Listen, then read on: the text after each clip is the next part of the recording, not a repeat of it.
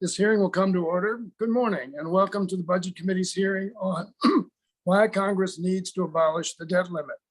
Without objection, the chair is authorized to declare recesses of the committee at any time. Before I begin, I want to welcome the newest member of the Budget Committee representing Ohio's 15th District, Mike Carey. Mike served in the Army National Guard and the energy industry before coming to Congress. Welcome, Mike Carey, to the committee. We're happy to have you here. In addition, we are honored to have Majority Leader Steny Hoyer here with us this morning. Without objection, the gentleman from Maryland, the distinguished Majority Leader, is permitted to join the committee for the purposes of participating in this hearing. Without objection, so ordered. Now, before I welcome our witnesses, I'll go over a few housekeeping matters. Today, the committee is meeting virtually. Before we begin, I would like to remind members participating in this proceeding to keep your camera on at all times, even if you are not under recognition by the chair. Members may not participate in more than one committee proceeding simultaneously. If you choose to participate in a different proceeding, please turn your camera off. Members are responsible for their own microphones. Please mute your microphones when you are not speaking. This will help prevent feedback and other technical issues. Please remember to unmute yourself when you seek recognition. Note that the chair or staff designated by the chair may mute participants' microphones when they are not under recognition for the purposes of eliminating inadvertent background noise. We are not permitted to unmute members unless they explicitly request assistance. If I notice that you have not unmuted yourself, I will ask if you would like staff to unmute you.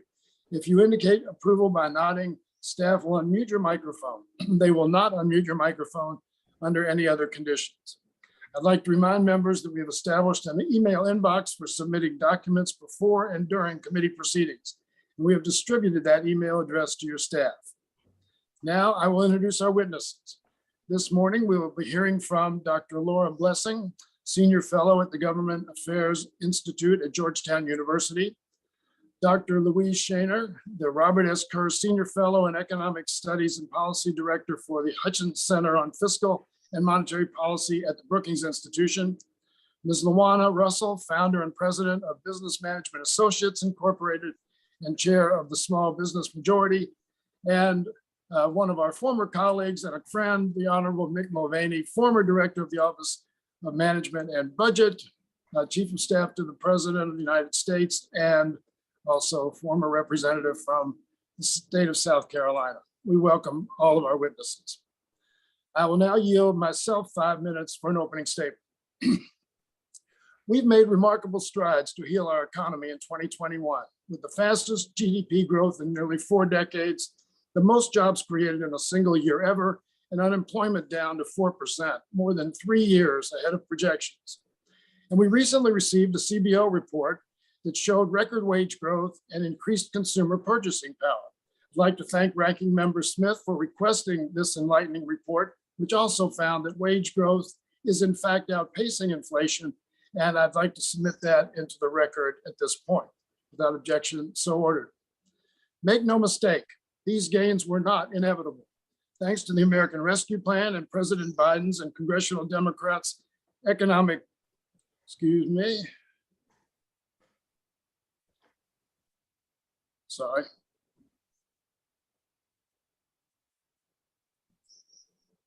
President Biden's and congressional Democrats' economic agenda, our recovery is beating projections and setting records. We've made tremendous progress in a short period of time, but there's still more work to be done. Elevated prices, which we believe are mostly temporary, are a serious issue. That's why we have passed legislation to fix supply chain bottlenecks, lower costs for families, revitalize American innovation and manufacturing, and create good paying jobs here in America. The investments in the bipartisan infrastructure bill are quickly being rolled out to every state across the country. And soon we will enact the America Competes Act to get our economy fully firing on all cylinders. However, there is a problem. The debt ceiling now plays an outsized role in our politics and congressional deliberations, something that was never intended. This century-old law was created to make borrowing easier, not harder. Its misuse has already jeopardized our ongoing recovery once, and now threatens the future of our economy and the American people. We'll get into the details of why we think it needs to be abolished during this hearing, but because I cannot think of another provision of budget law that has been as misused, misunderstood, and misrepresented about as much as the debt limit, I want to lay down the facts right away. The debt ceiling is not the amount we can spend. It is not like the limit on a credit card, an analogy we hear a lot. The debt limit is the amount we already owe. It is the bill for previous spending and tax decisions made by Congress. You cannot reduce the national debt by failing to raise the debt ceiling, and we have 100 years of evidence of that. You will default on the full faith and credit of the United States by failing to raise the debt ceiling, and that would be cataclysmic for our economy and American households. The debt ceiling has been raised to pay for the actions of both Democratic and Republican Congresses. Here's an example. Republicans enacted massive tax cuts for big corporations and the rich in 2017. Congress has needed to raise the debt limit every year since and will need to for several more years just to cover the growing debt from this tax giveaway. So even if Congress did not spend a single additional dime after President Biden was elected, no COVID aid, no infrastructure bill, nothing, we would still need to raise the debt ceiling to cover Republicans' deficit ballooning and regressive tax policy. Clearly, the only real role the debt ceiling now plays is a chip to be exploited for political gain. But there's a real human cost to this political gamesmanship. Every threat of default comes with the risk of actually defaulting. And in a closely divided Congress with members who have openly called for destroying the full faith and credit of the United States, that is a risk we can no longer afford. As I said before, a full breach of the debt limit would be catastrophic. The immediate fallout would have severe, widespread, and painful consequences for the American people and our economic and national security. Treasury would be unable to fund Social Security, Medicaid, nutrition benefits, military salaries, law enforcement, unemployment insurance, and more. Americans would be forced to go without these vital supports until Congress managed to lift this imaginary ceiling. A breach would also cause immediate financial market chaos, which would likely spread around the world. This would lead to higher interest rates and make consumer products like car loans and mortgages more expensive, hurting American families. It would also likely threaten our status as the global reserve currency and create an opening for a global competitor like China to step in and take our place at the top of the global economy. Again, Americans would be forced to pay the price of Congress's failure with a weakened US dollar and higher costs. In Congress, in this environment, and as long as the debt limit remains in place, there's a direct threat to our entire economy, and Congress is becoming less and less capable of diffusing it. It's time to abolish the debt ceiling. I look forward to hearing from our panel of witnesses who will share their expert analysis and firsthand experience with the costs and risks of this outdated law. With that, I'd like to yield to the ranking member, Mr. Smith. Unmute your microphone, please, and you have 5 minutes for your opening statement. Thank you, Mr. Chairman. I'd like to welcome our newest member of the committee as well, Mr. Carey from Ohio. It's great that our committee is at full representation. Hopefully, the Democrat Party will not remove any more from our committee, and we get to keep this same membership moving forward. But I'd also like to welcome our witnesses today, which includes one of our former colleagues, and a former member of this committee, Director Mulvaney, who coincidentally was sworn in as head of the White House Office of Management and Budget almost exactly 5 years ago today. At the time, that was the latest ever that an OMB director assumed the job in a new administration, a little less than 1 month after a new president was sworn in. But under the Biden administration, we are now a year longer than that without an OMB director. There's a lot to unpack today, but before I start, I have to address the CBO score, the CBO letter that you submitted into the record. I'm glad that you did, because in fact, that record shows and proves, according to the Congressional Budget Office, that inflation is outpacing wage growth. And when you talk to any American, they won't buy what you're selling. They know that they can't purchase as many as goods today as what they could a year ago. And it's because of inflation. And whenever you try to say that increases in prices are only temporary, they're not buying it either. And you know what? The economists aren't either. 7.5% year to year, the highest inflation in 40 years. Give me a break. But I'm glad you put that into the record, because in fact, that CBO score showed that inflation in rural areas is 130% more than in urban areas. So thanks for putting that into the record, Mr. Chairman. There's a lot to unpack today, but I will start by saying that it seems budget Democrats are working at cross purposes. Last year, we had a hearing about Congress's power of the purse and how to reassert our constitutional role in budgeting and spending so that it wasn't being usurped by executive branch decision-making.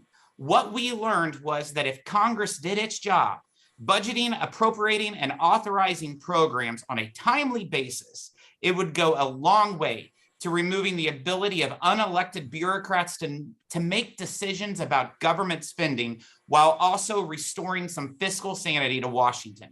And yet, today we're talking about passing off Congress's responsibility for the debt to unelected career government employees. This would severely undermine, if not destroy, the power of the purse my colleagues claim they believed in less than a year ago. It would allow Congress to take credit for spending without being accountable for the debt it creates, which brings us back to today's hearing. The real reason we're here is because Democrats want to get rid of any obstacles standing in the way of their radical agenda, an agenda that has unleashed a multitude of crises, the highest spike in prices in 40 years, a national debt above 30 trillion, and that's with the T, businesses facing chronic worker shortages and a supply chain crisis. For the last 12 months, Mr. Chairman, Democrats have been focused on their partisan agenda, while the check engine light of the Biden economy has been on and flashing bright. Inflation rose faster in Joe Biden's first year in office than President Trump's entire first term. Democrats first denied inflation existed. You denied today and said that it's only temporary in some cases, and then dismissed it as transitory. Even members of this committee, like you, Mr. Chairman, said panicking over inflation was uninformed and misguided. Economists warned for months of the impact that reckless government spending would have on inflation. What did Democrats do? They spent $2 trillion in the president's bailout bill, a bill they claimed was meant for COVID, but less than 9% went to combating the virus. The crisis has been especially painful for Americans living in rural communities. Recently, the CBO found inflation, what you just submitted to the record, in rural areas was 130% that of urban areas, and they experienced 25% slower real wage growth than urban areas. Now Democrats are claiming a $5 trillion spending bill will fix inflation, even though it was written while Democrats were either denying inflation or calling it transitory.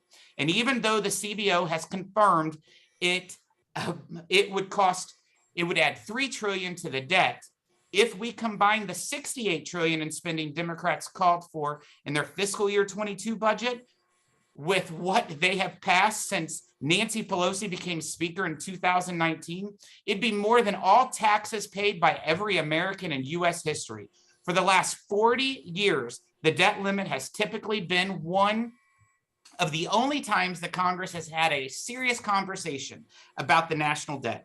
Debt limit negotiations has given us real checks on government spending, including statutory limits on discretionary spending like those in the Budget Control Act of 2011. If the debt limit didn't exist or was raised to a gazillion dollars, as the chairman has suggested in the past, Washington Democrats would spend without end. Democrats claim the government can print as much money as it wants to spend. If you could wrap up, please. Your time's expired. I'm giving you much more time, but you can wrap up, please. All right. Well, Mr. Chairman, we've seen what happens when Congress tries to exempt itself and the basic laws of economics. We should not allow Congress to exempt itself from our budget laws and hand over more responsibility to elected bureaucrats. I yield back. Thank the ranking member for his opening remarks. I now like to welcome the Majority Leader of the House of Representatives, Steny Hoyer, to our hearing today, and he is recognized for his opening remarks. Majority Leader Hoyer, welcome to the committee. Mr. Chairman and Mr. Smith, thank you very much for this opportunity to testify on this. a very important issue. Frankly, I won't take the time to rebut Mr. Smith's remarks, but I will do so in the future. But they're not relevant. Either when Republicans are in charge and had the presidency, the Senate, and the House, nor are they relevant today. As a matter of fact, America is one of the few countries in the world that has a debt limit, and none of them go through the crisis that we do. There are 3 others, at least in the industrialized world, go through the gyrations that we go through when we meet the debt limit imposition, which would shut down the government and destroy the economic system in the world if we breached that debt. I appreciate the opportunity to speak today to the need to abolish the debt limit as it exists today. The United States is one of only 2 major industrialized nations to have an arbitrary limit on the amount of debt its government can issue. But we're the only one for which the limit is even remotely within reach. Denmark had the good sense to set theirs so high as to be effectively repealed. I expect we'll hear from our panelists today about the many ways that hitting the debt limit and allowing for default on our nation's obligations would cripple our economy and likely the global financial system, which is why every major Republican leader and president and every Democratic leader has said the debt limit has to be raised anytime we need to raise it. Those consequences are what make the debt limit so dangerous and such a tempting hostage. Such a tempting hostage. The weaponization of the debt limit puts our country at risk. The serious threat of potential default in 2011 caused Standard & Poor's to downgrade America's credit rating for the first time, based on its assessment that our political dysfunction could inadvertently trigger a financial catastrophe rather than our economic or fiscal health. Sadly, Mr. Chairman, I share that assessment. I take some comfort, though, in knowing that I'm not alone in believing that we must act aggressively to protect the full faith and credit of the United States. Last September, Doug McMillon, Walmart CEO and chair of the Business Roundtable, wrote a letter with then BRT President Josh Bolten to Congress. It said, and I quote, "Congress has the authority to lift the debt ceiling to safeguard the full faith and credit of the United States and the responsibility to do so." They were right, of course.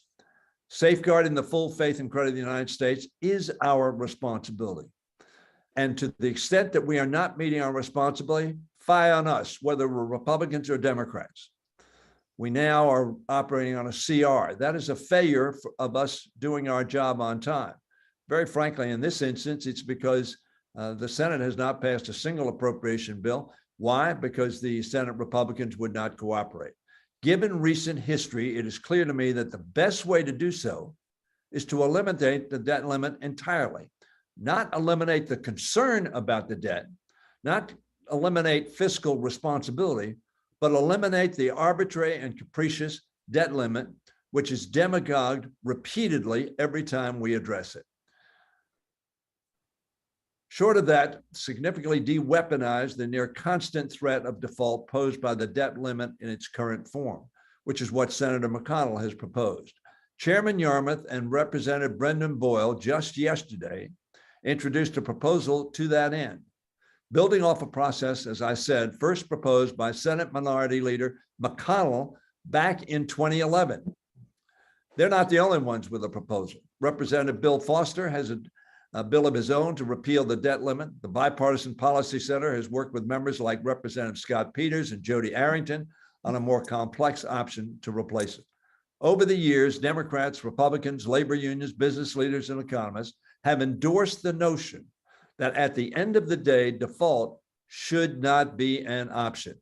That is why this hearing is so important and why I'm joining you today to make clear that eliminating the threat of default would be an act of fiscal responsibility. It would not eliminate our responsibility, and nor would it eliminate our concern about a debt that is large and growing larger. I thank the committee for holding a hearing on this issue, and I look forward, Mr. Chairman and Mr. Smith, to continue to work with all of you to ensure the United States always pays its bills on time. The option is not available to us, nor should it be. Thank you very much.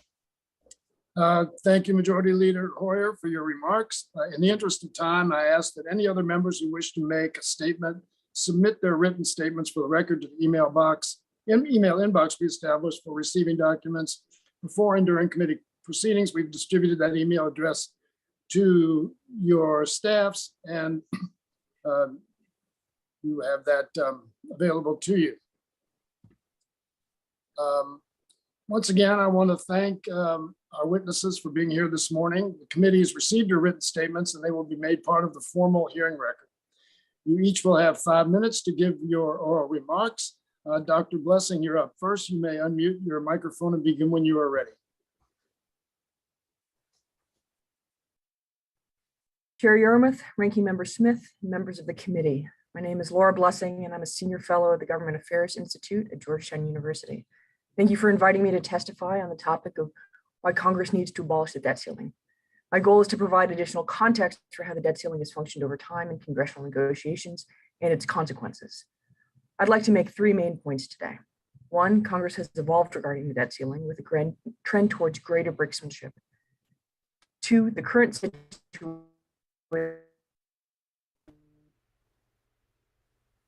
is particularly worrisome, prompting legislative brinksmanship and risking the catastrophe of default.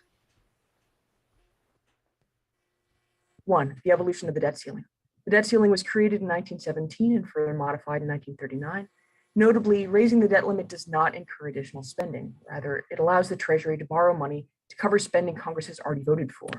Congress has lifted the debt ceiling over 100 times under administrations and Congresses of both parties. Both parties have politicized it in rhetoric by having a majority of their caucus or conference vote in opposition, by the refusal to bring up a vote, and more since 1953. From these early years, substantial though not symmetrical partisan voting patterns are present that worsen over time. There have also been different reforms with lessons for today. The 1970s brought 2 relevant major reforms. The first is the 1974 Budget Act, which reformed a more ad hoc appropriations process, providing regular oversight and a comprehensive consideration of total spending, and created a new expert body, the CBO. Previously, the debt ceiling, while still problematic, had functioned as a regular vehicle for such consideration in a process that otherwise largely lacked this. Fiscal stewardship is an important congressional responsibility. The debt ceiling is ill-suited for this function, but the larger goal is important. The second major reform was the creation of the Gephardt Rule in 1979. This procedural reform reduced but did not eliminate the number of House votes on the debt ceiling, and was helpful but vulnerable to reversal. Speaker Gingrich suspended it in 1995, and it was more definitively repealed in 2011, only to be brought back and modified in less effective form in 2019. These reforms show us that fiscal oversight can happen without the debt ceiling, as well as the benefits and limitations of procedural reform. The 1980s through 2010 brought greater deficits, greater partisanship, and more contentious episodes of debt ceiling showdowns. In this increasingly partisan but not perilous years, a pattern became clear. Those in power tended to vote to raise the limit. Point 2, the current era. We're now in an era where Congress's risk default. In 2011, the debt ceiling started to have teeth. President Obama and Speaker Boehner seriously attempted a grand bargain, only to be stymied by failures of communication, and fundamentally a GOP position to not raise taxes in any bargain. Negotiations came down to the wire. Finally, Vice President Biden and Senate Minority Leader McConnell forged a deal at the last minute. Our credit was still downgraded from its perfect AAA rating for the first time in history.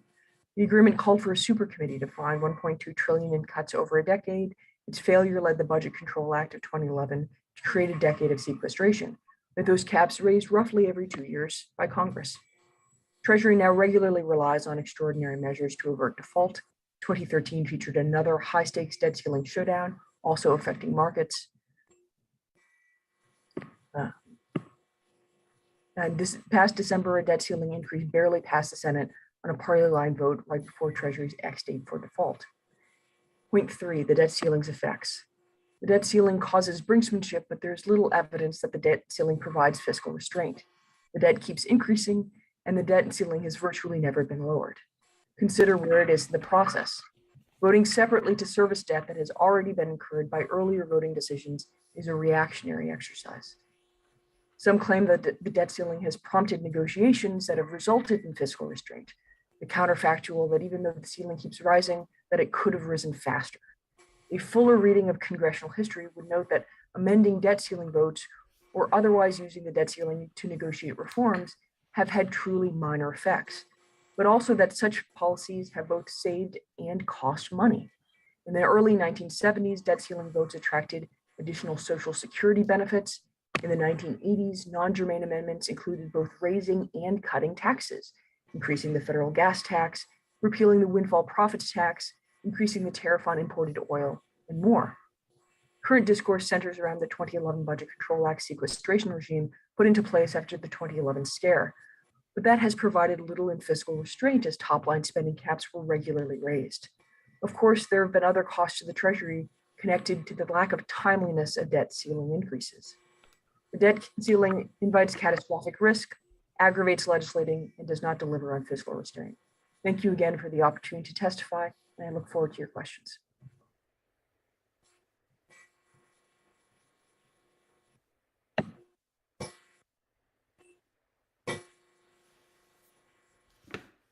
Sorry, I wasn't unmuted. Now recognize Dr. Sheiner for 5 minutes. Please unmute your microphone and begin when you're ready.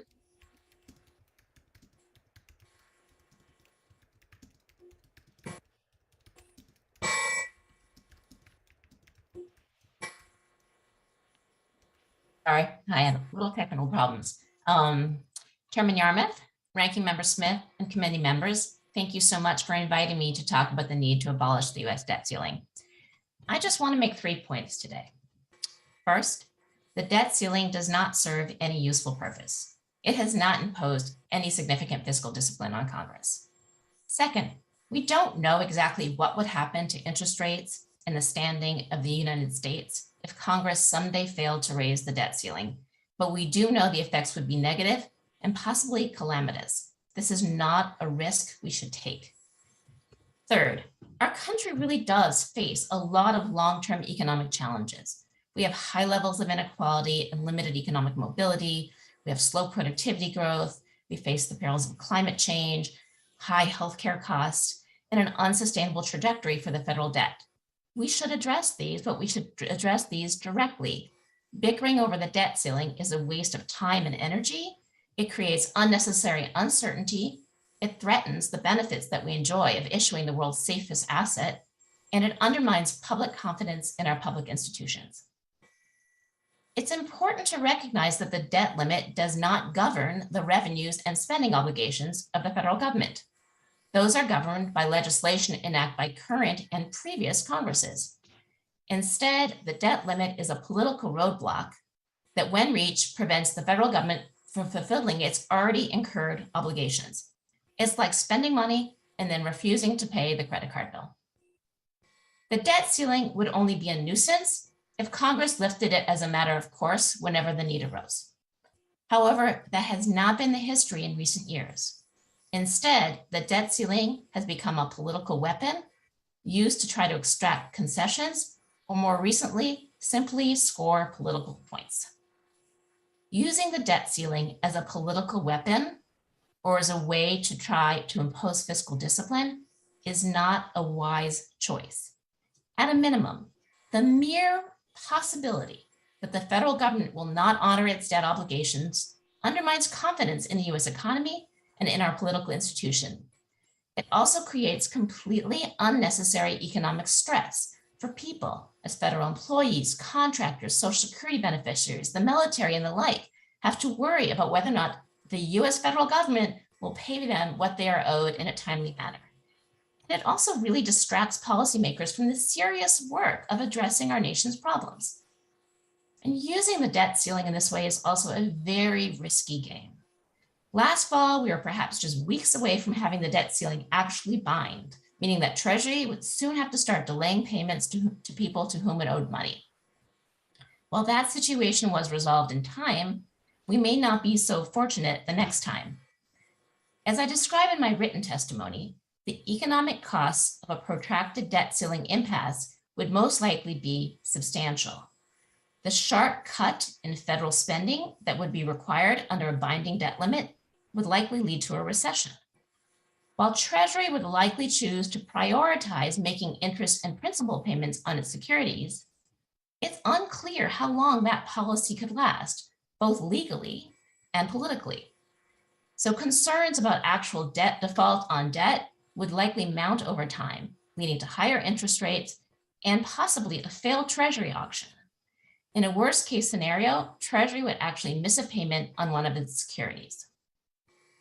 Any of those outcomes would undermine the reputation of the Treasury market as the safest and most liquid in the world. This would not only increase interest rates in the short term, but possibly in the long term as well, because confidence, once lost, may not be quickly regained. Now, some might argue that the debt ceiling is a necessary evil because it provides a measure of fiscal discipline to the budget process. I think that view is misguided. First, there is little evidence that debt ceiling impasses have led to any long-term fiscal restraint. Indeed, the debt rose from 70% of GDP in fiscal 2011, the year the Budget Control Act was passed as part of the resolution of the 2011 debt ceiling crisis, to 79% of GDP in 2019, the year before COVID. And this increase in borrowing reflects, at least in part, the tax cuts enacted in 2017. Second, I think much more importantly, the questions of how to address our long-term fiscal sustainability problem. We need to decide when changes should be made, what's the mix of spending and tax increases we need, and which specific policies are best. These are complicated questions, and they require careful deliberation. These types of fundamental policy decisions shouldn't be made in a hurry because the economy is being held hostage. Instead, Congress should confront tax and spending issues directly, not as a byproduct to lifting the debt ceiling. In sum, the debt ceiling should be abolished. Thank you. I look forward to your questions.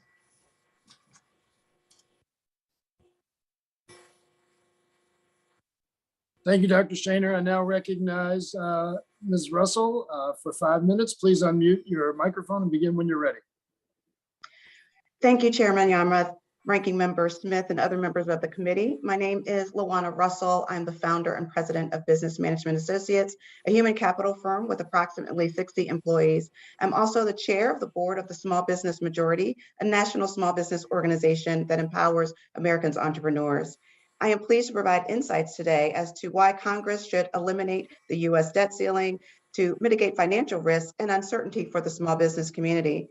This is an important proposal that will better serve American entrepreneurs like me who are still trying to recover from the damaging effects of the COVID-19 pandemic.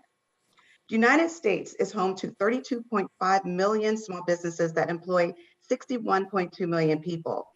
32.5 million businesses, 61.2 million Americans.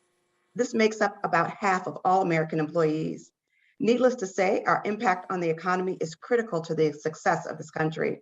And as you can imagine, uncertainty and risk are not welcome, especially those that could be more easily mitigated or managed, like the debt ceiling. As a small business owner with more than 20 years of experience, I understand firsthand the importance of reliability and having support of government agencies in times of crisis. For example, during the 2019 government shutdown, the longest government shutdown in American history, my business lost thousands of dollars over the course of 35 days. My employees had questions. Will their jobs still be there? Will they still have the same level of benefits? Will their pay decrease to cover the loss? Similarly, I had questions. How are we going to recoup? Will these employees find other positions or will they stay with our company? In this case, the risk was a little more definitive. We anticipated the shutdown and could somewhat mitigate internally before it happened, but the impacts were still there. But what would happen if our government were to default on its debt? This is a risk that small businesses simply cannot afford. As you well know, it has been a difficult journey over the last 2 years. Uncertainty has taken on a whole new meaning, and unfortunately, small businesses have taken the brunt of this new definition. At first, thankfully, BMA didn't feel the significant impact, but as days turned into weeks and weeks into months, we slowly realized that COVID-19 wasn't just a temporary crisis. BMA, like so many other small businesses, began to experience accounting and processing delays, which meant that we either weren't going to get paid or our contracts were going to be put on hold indefinitely. Obviously, my story is one example, but let's get down to some additional facts. A recent small business majority survey found that small businesses are still facing challenges in maintaining their operations since the onset of COVID. More than 1 in 4 of those surveyed stated that they may not survive the next 6 months without additional funding or market changes. 37% said their business is on the decline compared to the previous month. 37% equates to real jobs for real people with real families. I believe that we elect officials to manage resources and minimize uncertainty for small businesses and all Americans alike. Over the years, lawmakers from both sides of the aisle have used the argument of raising the debt ceiling to justify political infighting. But what is really good for the people? Every time our government gets closer to defaulting on our debt, uncertainty ensues and our very livelihoods are threatened. Small and large businesses alike are affected. We consider ourselves the global force, yet we allow this ongoing dilemma to undermine our stance in the global markets. Imagine if the United States, a global leader, were unable to pay its own debt and make right on fiscal promises. Let us not forget the ongoing discussion and challenge for small businesses on access to capital. Defaulting on the debt limit will have severe consequences for us, higher interest rates for small business loans, even those from the Small Business Administration. Personal and small business credit cards would carry higher interest rates, harder for us to pay their debts. Stock market would be in jeopardy. Large businesses, everyone across the overall economy. Payments to contractors like me would be even more delayed, which undermines our ability to pay our employees and our vendors promptly. It could even create a precedent where banks deny us lines of credit due to the risk level. I am 100% not saying that we cannot or should not be fiscally responsible. I see it as Congress's job to teach us all the importance of doing so by setting a great example. Think about the fiscal responsibility that we teach our children. Congressional leaders must take a closer look at our budget, analyze how we are prioritizing certain expenditures, and how we can get back to supporting small business. We have an opportunity here. Let's work together to stabilize the economy. Bill to eliminate the debt limit is one that can largely address and reduce financial uncertainty for businesses of all sizes. I urge you to refrain from using the debt limit as a political tactic to undermine each other's political priorities. We deserve more from you than that. Small businesses have been pushed to their breaking point in the past 2 years. We can no longer bear the financial uncertainty of constant debt limit negotiations. Thank you. Thank you, Ms. Russell. I now yield 5 minutes to our former colleague and former director of the Office of Management and Budget, Mr. Mulvaney. You have 5 minutes, sir.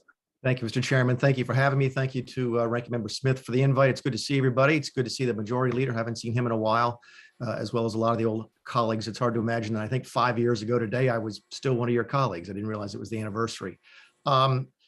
Listen, I'm not going to read my opening statement. I'm going to say just a couple of things and we can start the hearing. I was talking yesterday with Jeb Henseling, who all of you know, or most of you know, wrote a great op-ed in the Wall Street Journal back in September on this very topic. And he and I were trying to figure out the right analogy. Was the debt ceiling, was it a smoke alarm in your house? Is it the check engine light in your car? Something that reminds you from time to time to go look at something. And then Dr. Sheiner said something that I actually agree with, which is that wouldn't it be great if we could actually, deal with our debt and our deficit situation directly? Yeah, it would be. And that's what made me think of a different analogy, which is the debt ceiling is really that buzzer that goes off when your battery is busted in your smoke alarm. It always goes off at an inconvenient time. It's always a pain to change it, but you always do it. It's not easy. You got to get on a ladder at 2 o'clock in the morning, but you do it because you know it's the right thing to do. And you do it so that you know that 6 months later, God forbid, you have a fire in your house, you know that the tool works. That's what the debt ceiling is. I was listening to folks. I read all the materials from the other witnesses, some very, very smart people, some really good points made. Hope we get a chance to talk about a lot of them. But it seems like one of the overriding themes here is that you want to get rid of it because it's hard. It's messy. It's a distraction. Okay, yeah, it probably is. So is passing a budget. That's not easy. By the way, I've been involved with several budgets. I was heavily involved in the 2017 debt ceiling increase when President Trump was hard they are. You all know I know how hard they are and how messy they are and how partisan they are. Budgets are the same way. Appropes are the same way.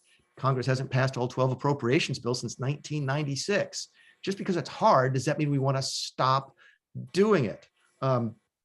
I think no one ran on a campaign slogan that said, send me to Washington so I don't have to do anything hard, so I don't have to take any messy votes, so that I don't actually have to make any hard decisions.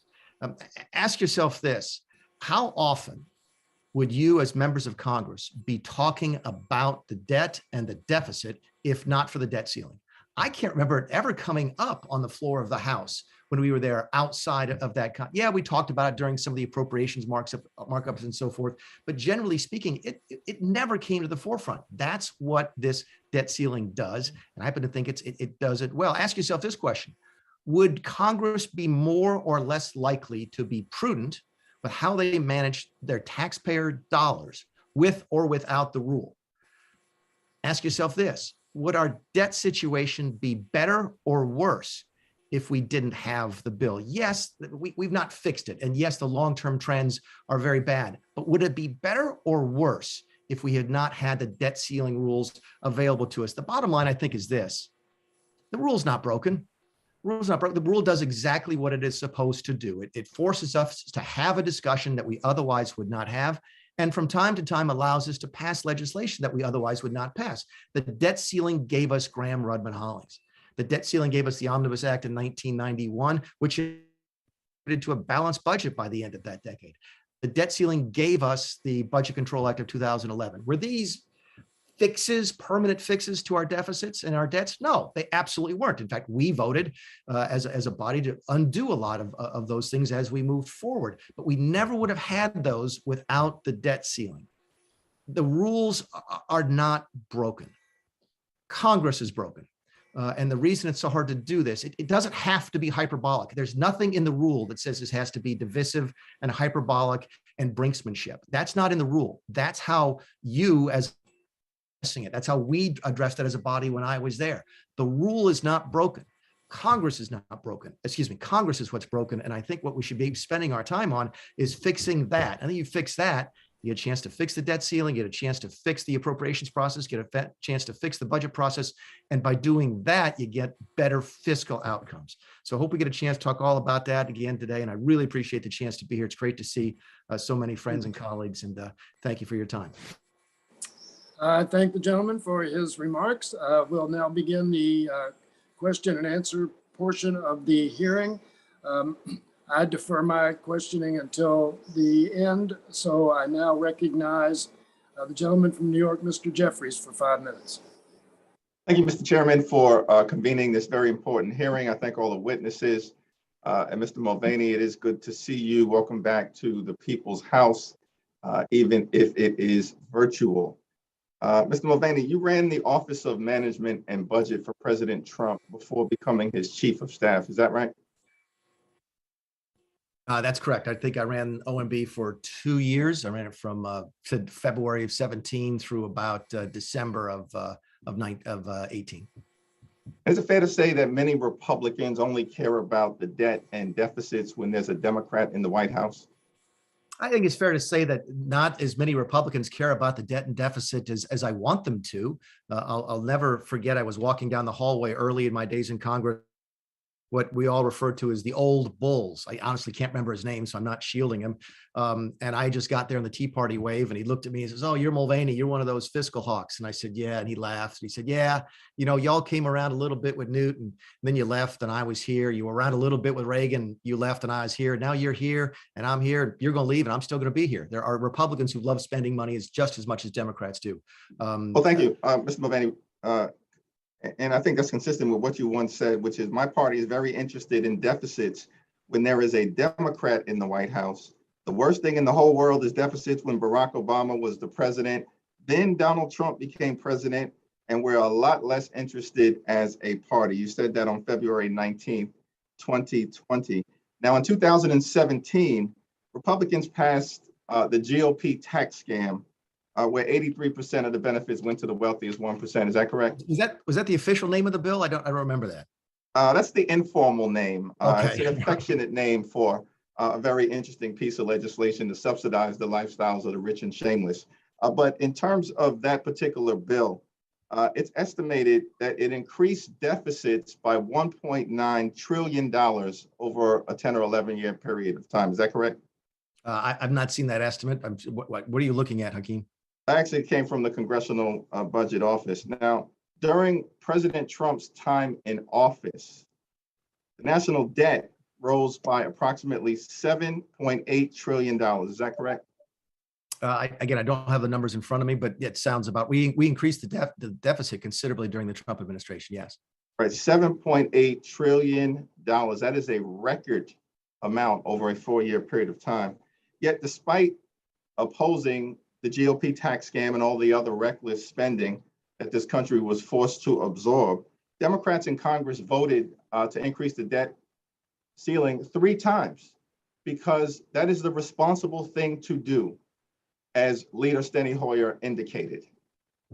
But it also has become a political weapon often used with great hypocrisy, as you yourself eloquently articulated in England several years ago.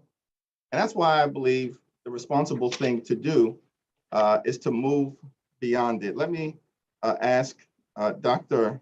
Sheiner, am I correct that the United States is the only major high-income industrialized nation to have a debt limit? I actually don't know the history of the debt limit across countries. I think, as Representative Hoyer says, that Denmark has one, but then it's not binding. But it is very unusual across countries to have this it's kind of weird rule that says you pass money and then you have some other law that inconsistent with the other law that you've passed. And what was its intention when it was created? So again, not an economic historian, but from what I understand, it was, again, as Representative Hoyer said, to allow Treasury more flexibility than they had in order to borrow money to keep the country rolling. So, and am I correct that the debt limit is simply designed to allow the Department of Treasury basically to pay the bills that Congress has already acquired? It's like if you were not to do that, you'd be blocking the checking account from paying off the credit card bill that you have already accumulated. True? Exactly. Congress passes something that says Treasury pay this person $100, and then the debt limit says what you can't. Is there any evidence to suggest that the debt limit has ever incentivized a Democratic or Republican-controlled Congress to reduce spending? This is particularly apropos given what we saw explode during the Trump years, particularly in 2017 and 2018. I think if you look at the history of the debt ceiling, you will find that it has not had any material effect on deficits. Thank you very much. I yield back the balance of my time. Gentleman's time has expired, and now recognize the ranking member, Mr. Smith, for 10 minutes. Thank you, Mr. Chairman. Before proceeding further, my fellow Republicans on this committee and I, we sent you a letter over 2 months ago calling for an oversight hearing on the $2 trillion of so-called COVID-19 relief, the legislation that was signed into law in March of 2021. In our letter, Mr. Chairman, we highlighted numerous examples of waste and mismanagement of that funding, including millions of dollars spent to build parking lots in South Carolina, millions to plant trees in New York, build golf courses in Florida, and it even sent Japanese citizens living in Japan and convicted prisoners $1,400 stimulus checks, not to mention the billions diverted from the COVID-19 purposes like testing supplies and the strategic national stockpile to house illegal immigrants at the southern border. All of it, frankly, Mr. Chairman, cries out for more oversight by this committee on the administration's COVID spending. Given that the White House is reportedly now asking for more funding to supposedly combat COVID-19, now more than ever, we ought to be holding a hearing on how the administration has spent or how they have misspent the trillions already handed to it. Particularly, Mr. Chairman, if we are going to take the time today to talk about how to loosen congressional oversight over spending, I'd like to ask unanimous consent to include this letter we sent to you in the record for today's hearing, Mr. Chairman. Without objection. Thank you, Mr. Chairman. Mr. Mulvaney, great to have you. As I'm sure you heard during your time as a a member of Congress, whenever there is a discussion around raising the debt limit, our Democrat colleagues predict there will be catastrophic impacts accompanying a U.S. credit downgrade that they say will occur if the limit is not raised quickly and without debate. They are eager to cite the S&P downgrade of U.S. credit that occurred at the time of the 2011 debt limit debate, claiming that downgrade was a consequence of the debate and discussions that occurred. The premise being that negotiating about how to handle America's debt crisis, rather than just thoughtlessly lifting the debt limit, is itself a threat to our credit rating? Mr. Mulvaney, can you speak to the circumstances surrounding that decision by S&P at that time and what they said some of the reasoning was behind that decision? Sure, Jason, because I was there in 11 during the showdown over the debt ceiling. I remember the S&P crisis, the S&P downgrade. I don't know how many members of this committee were here at that time, but yeah, it's always surprised me how that history has been revised. The history has been portrayed that it was because of the fight, because of the debt ceiling fight that we got the downgrade. That's actually not true. If you go and look at the S&P report, which I've got in front of me, I'll read sections to you. It says, we lowered our long-term rating on the U.S. because we believe that prolonged controversy over raising statutory debt ceiling and the related fiscal policy debate indicate that further near-term progress containing the growth in public spending, especially or in reaching an agreement on raising revenues, is less likely than we previously assumed. We also believe that the fiscal consolidation plan that Congress and the administration, so they downgraded us after the deal, the one they agreed to this week falls short of the amount we believe is necessary to stabilize the government debt burden by the middle of the decade. They will go on to say that our opinion is that elected officials remain wary of tackling the structural issues effectively address the rising U.S. public debt burden in a manner consistent with the AAA. Republicans and Democrats have only been able to agree to relatively modest savings on discretionary spending while delegating the select committee decisions on more comprehensive measures. It had nothing to do with the fight and everything to do with the compromise that came out. We got downgraded. The S&P knew that we didn't solve our problem. Did we kick the can down the road? Yes, and they were finally holding us to account over it. So I know that that's not the history that gets told in the press. I know it's not the history that gets told in politics. That the reason we got downgraded and could get downgraded again is not because we bicker over the debt ceiling. We always raise the debt ceiling. Everybody knows we're going to raise the debt ceiling. It's what we do. The question becomes, what do we do as part of raising the debt ceiling? Do we spend less or do we spend more? Keep in mind, and Mr. Hoyer will remember this, the Democrats only agreed to help us raise the debt ceiling in the Trump administration if we spent more money. So the leverage works both ways, depending upon who's in charge. So the debt ceiling, again, not the problem. Congress is the problem, and changing the debt ceiling isn't going to it'll probably just make them worse. You know, Mr. Mulvaney, Congress is now facing another debt limit discussion within the next year or so, and perhaps sooner if more of the $7.5 trillion in new spending House Democrats have passed becomes law. As you know, the debt limit has often been paired with spending restraints or other long-term policies to rein in deficit spending, like you pointed out. But given that the 2011 S&P downgrade was a result of the markets having no confidence that Washington would curb its appetite to spend, and since we are facing a new debt limit crisis end of this year, when that next conversation over the debt limit occurs, what specific reforms do you think, Mick, that Congress should consider as part of any potential debt limit increase, apart from just abolishing the debt limit like Democrats are proposing? Should Congress consider bringing back caps on annual spending or other such policies that put into law real spending restraints? Jason, excuse me, Mr. Chairman, my gut caps would be great, but keep in mind, we did that in 2011, and then all Congress did every 2 years was raise the caps again. So even when we took those hard decisions in 2011 to do the Budget Control Act, we let ourselves out of that every 2 as we went forward. And as a result, again, I think it was Dr.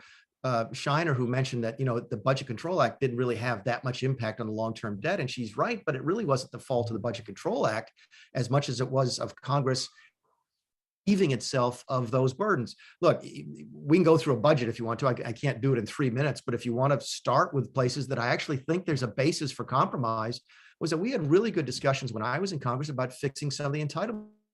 Put Medicare aside for a second. It's really, really hard to do because it's a defined contribution, undefined benefit program. But Social Security is the type of thing that needs to be fixed and can be fixed. And when not politically easily, but it's mathematically easy.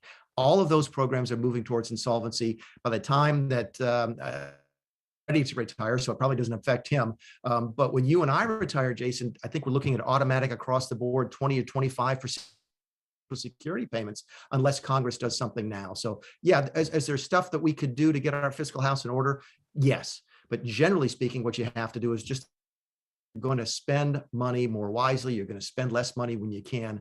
And fiscal matters seriously. The debt ceiling gives you an excuse to get rid of it. I'm not sure when you're ever going to discuss deficits and debts anymore.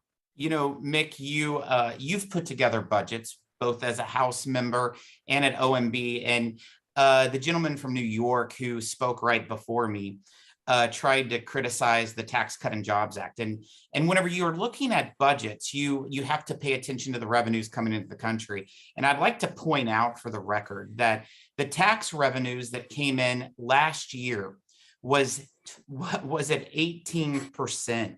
That's the highest in 52 years. That follows President Trump's Tax Cut and Jobs Act. This year alone, we're right at 28% for this year.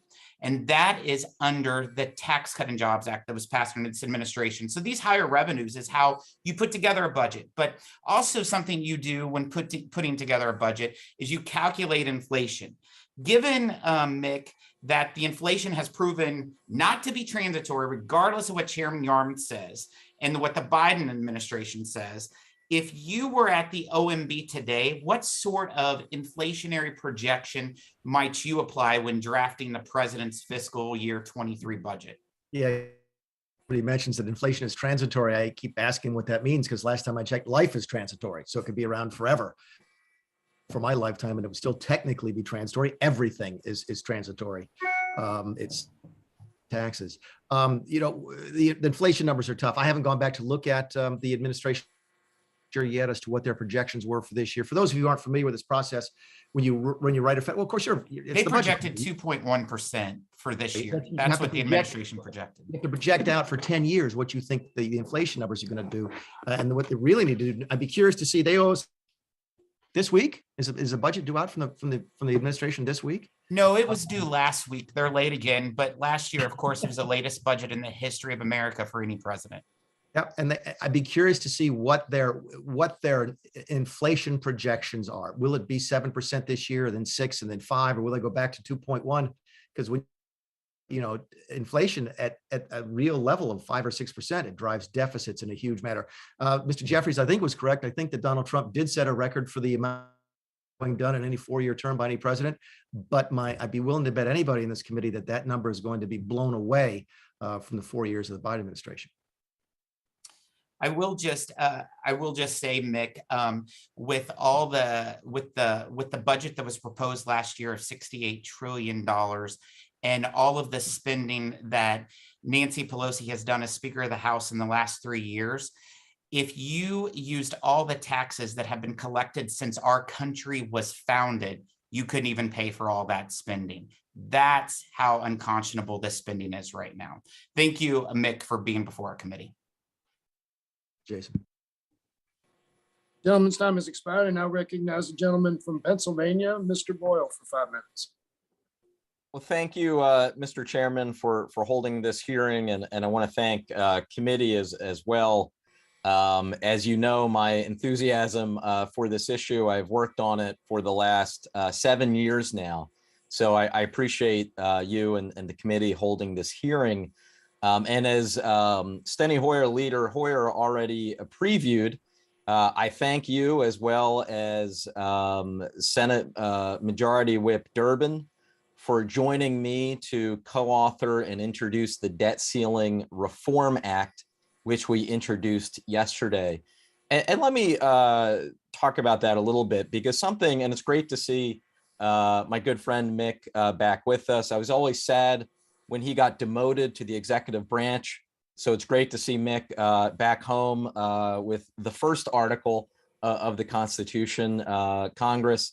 Mick expressed a real confidence or certitude. I think he said something to the effect of, well, we know we're going to raise the debt ceiling. We always raise the debt ceiling. I wish I shared that 100% certainty. One of the reasons why I started working on this 7 years ago is because of my increasing fear that, God forbid, because of our increasing political dysfunction, at one point in the future, we will fail either by intention or more likely by accident not to raise the debt ceiling. That would be calamitous. And no, Ranking Member Smith, it's not just Democrats who would point out it's calamitous. It is economists across the ideological spectrum. In fact, one thing that has always stuck with me is I recall, this would have been about 3-4 years ago now, on the Ways and Means Committee, when I asked then Secretary Mnuchin, I asked him because I supported his push to raise the debt ceiling at that point. And I said, could you describe for us what would be the consequences if Congress failed to raise the debt ceiling? And he replied, Congressman, he stuttered a little bit. He said, Congressman, the consequences would be so catastrophic, I can't even begin to describe them. That was Donald Trump's Secretary of the Treasury. And indeed, every Treasury Secretary of my lifetime of both parties has pushed for raising the debt ceiling. So, Dr. Sheiner, I'll ask you, and just let me, actually, before I turn to Dr. Sheiner, let me explain real quick about my legislation, the Debt Ceiling Reform Act. It actually would not eliminate the debt ceiling, but it would take it away from this increasing political dysfunction that we see in Congress. It would vest in the Treasury Secretary the authority to raise the debt ceiling while still reserving to Congress the authority to overrule that decision if Congress ever wanted to exercise that authority. It would improve the mechanism and take away that catastrophic possibility of one day failing to raise the debt ceiling and plummeting us into a worldwide depression. So with that, let me invite in Dr. Sheiner. If you wanted to perhaps describe some of the consequences that Secretary Mnuchin couldn't even imagine if we were one day to fail to raise the debt ceiling.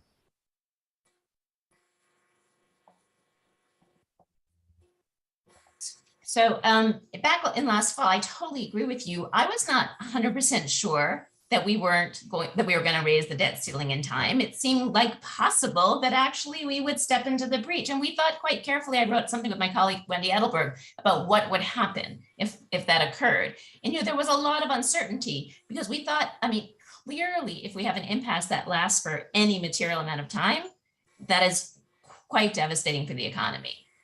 If it turns out that, that the federal government has to keep delaying payments, then that means that the federal government is spending much less than what it was before, and people's incomes are down, and that in itself has been projected to cause a recession. So the Federal Reserve has done projections. They did projections in 2011. They thought a month impasse would cause a short recession. What we really don't know is what it would look like, because Treasury had a plan in 2011 that people thought they'd follow again, which is that they'd still pay principal and interest, but they would just delay payments to everybody else. They would just wait until they had enough cash. Yeah. And Dr. Sheiner, just because I only have 9 seconds left, perhaps you'll get a chance to expand upon that with someone else. So let me just conclude with this. And I say sincerely to my Republican colleagues on this committee, I think the idea that I've come up with, it is not inherently liberal or conservative or Democratic or Republican. It would give Treasury secretaries of both parties this authority. And I think it's a responsible mechanism, far better than the one we have. So I would encourage my Republican colleagues to take a look at it. to contact me if they would like to be supportive, if they'd like to offer suggestions. I do think this is something that we need to fix before it's too late. Thank you, Mr. Chairman. Thank you. The gentleman's time has expired. Now recognize the gentleman from California, Mr. McClintock, for 5 minutes. Thank you, Mr. Chairman. It's interesting. The Democrats began the session with the budget hearing on restoring Congress's power of the purse. Now we're hearing how Democrats want to relinquish Congress's constitutional power of the purse to the executive branch to establish debt levels. This is the topsy-turvy world we've come to expect from the majority.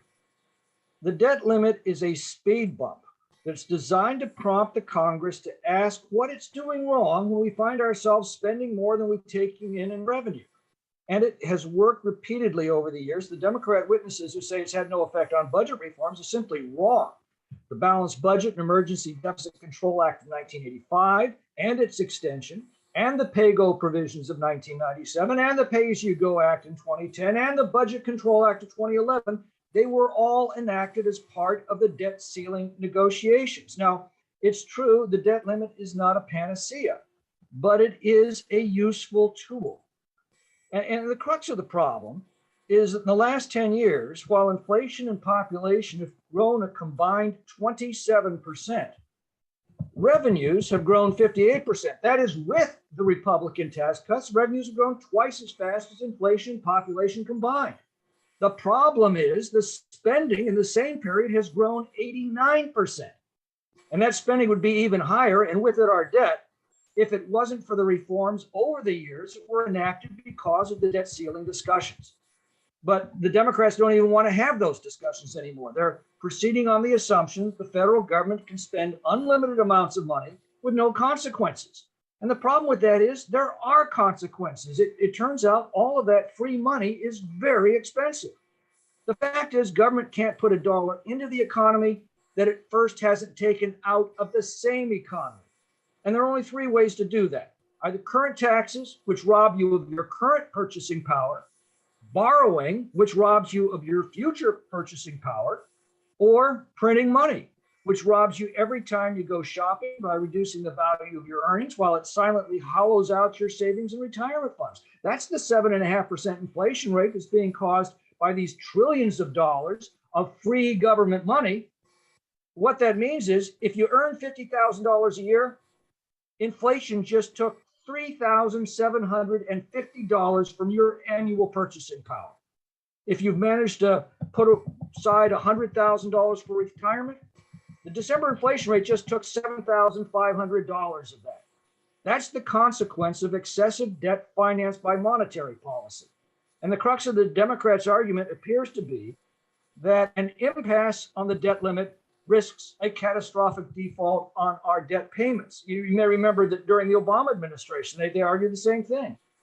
I introduced the Full Faith and Credit Act and then the Default Protection Act to make it crystal clear that the administration did have the full authority to prioritize payments to protect the nation's credit. They both passed the House without a single Democrat supporting them. Democrats in the Senate refused to take them up. But frankly, these measures were superfluous. The organic law that established the Treasury Department in 1789 specifically gives the Treasury Secretary the authority and responsibility to, quote, manage the revenue and support the public credit. And the GAO clearly spelled out what that means to the Senate Finance Committee way back in 1985. They said Treasury is free to liquidate obligations in any order it finds will best serve the interests of the United States. Meanwhile, the Constitution commands that the public debt is not to be questioned. Prioritization is the practical mechanism for doing that.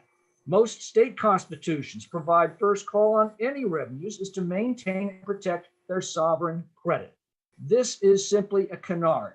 We discovered that even while the Obama Treasury Department was denying that they had the ability to prioritize to protect debt payments, they were actually making preparations to do so. And we also discovered documents that revealed the Federal Reserve officers were appalled when the administration denied their intention to give priority to debt payments because such statements, they said, ran a severe risk of panicking credit markets. That's exactly what we're hearing from the Democrats and their witnesses on this committee and from this administration. And with that, Mick, do you have anything to add? I was going to say, Tom, you're absolutely right. I mean, if the concern here is that we'll miss it by accident, then clarify prioritization. The Obama administration thought we could do it. I thought we could do it with Red OMB, but some folks say that we can't. So let's clarify and say, okay, so the sovereign debt gets paid first. As Hensling pointed out in his just exempt sovereign debt from the debt ceiling. So you focus on discretionary and mandatory spending. There's all sorts of ways to address these issues without getting rid of the debt ceiling. Now, one of the best 4-minute summaries I think I've heard of this topic in a long time. I do miss being there. You're back. Thanks. Gentleman's time has expired. I now recognize the gentleman from North Carolina, Mr. Price, for 5 minutes.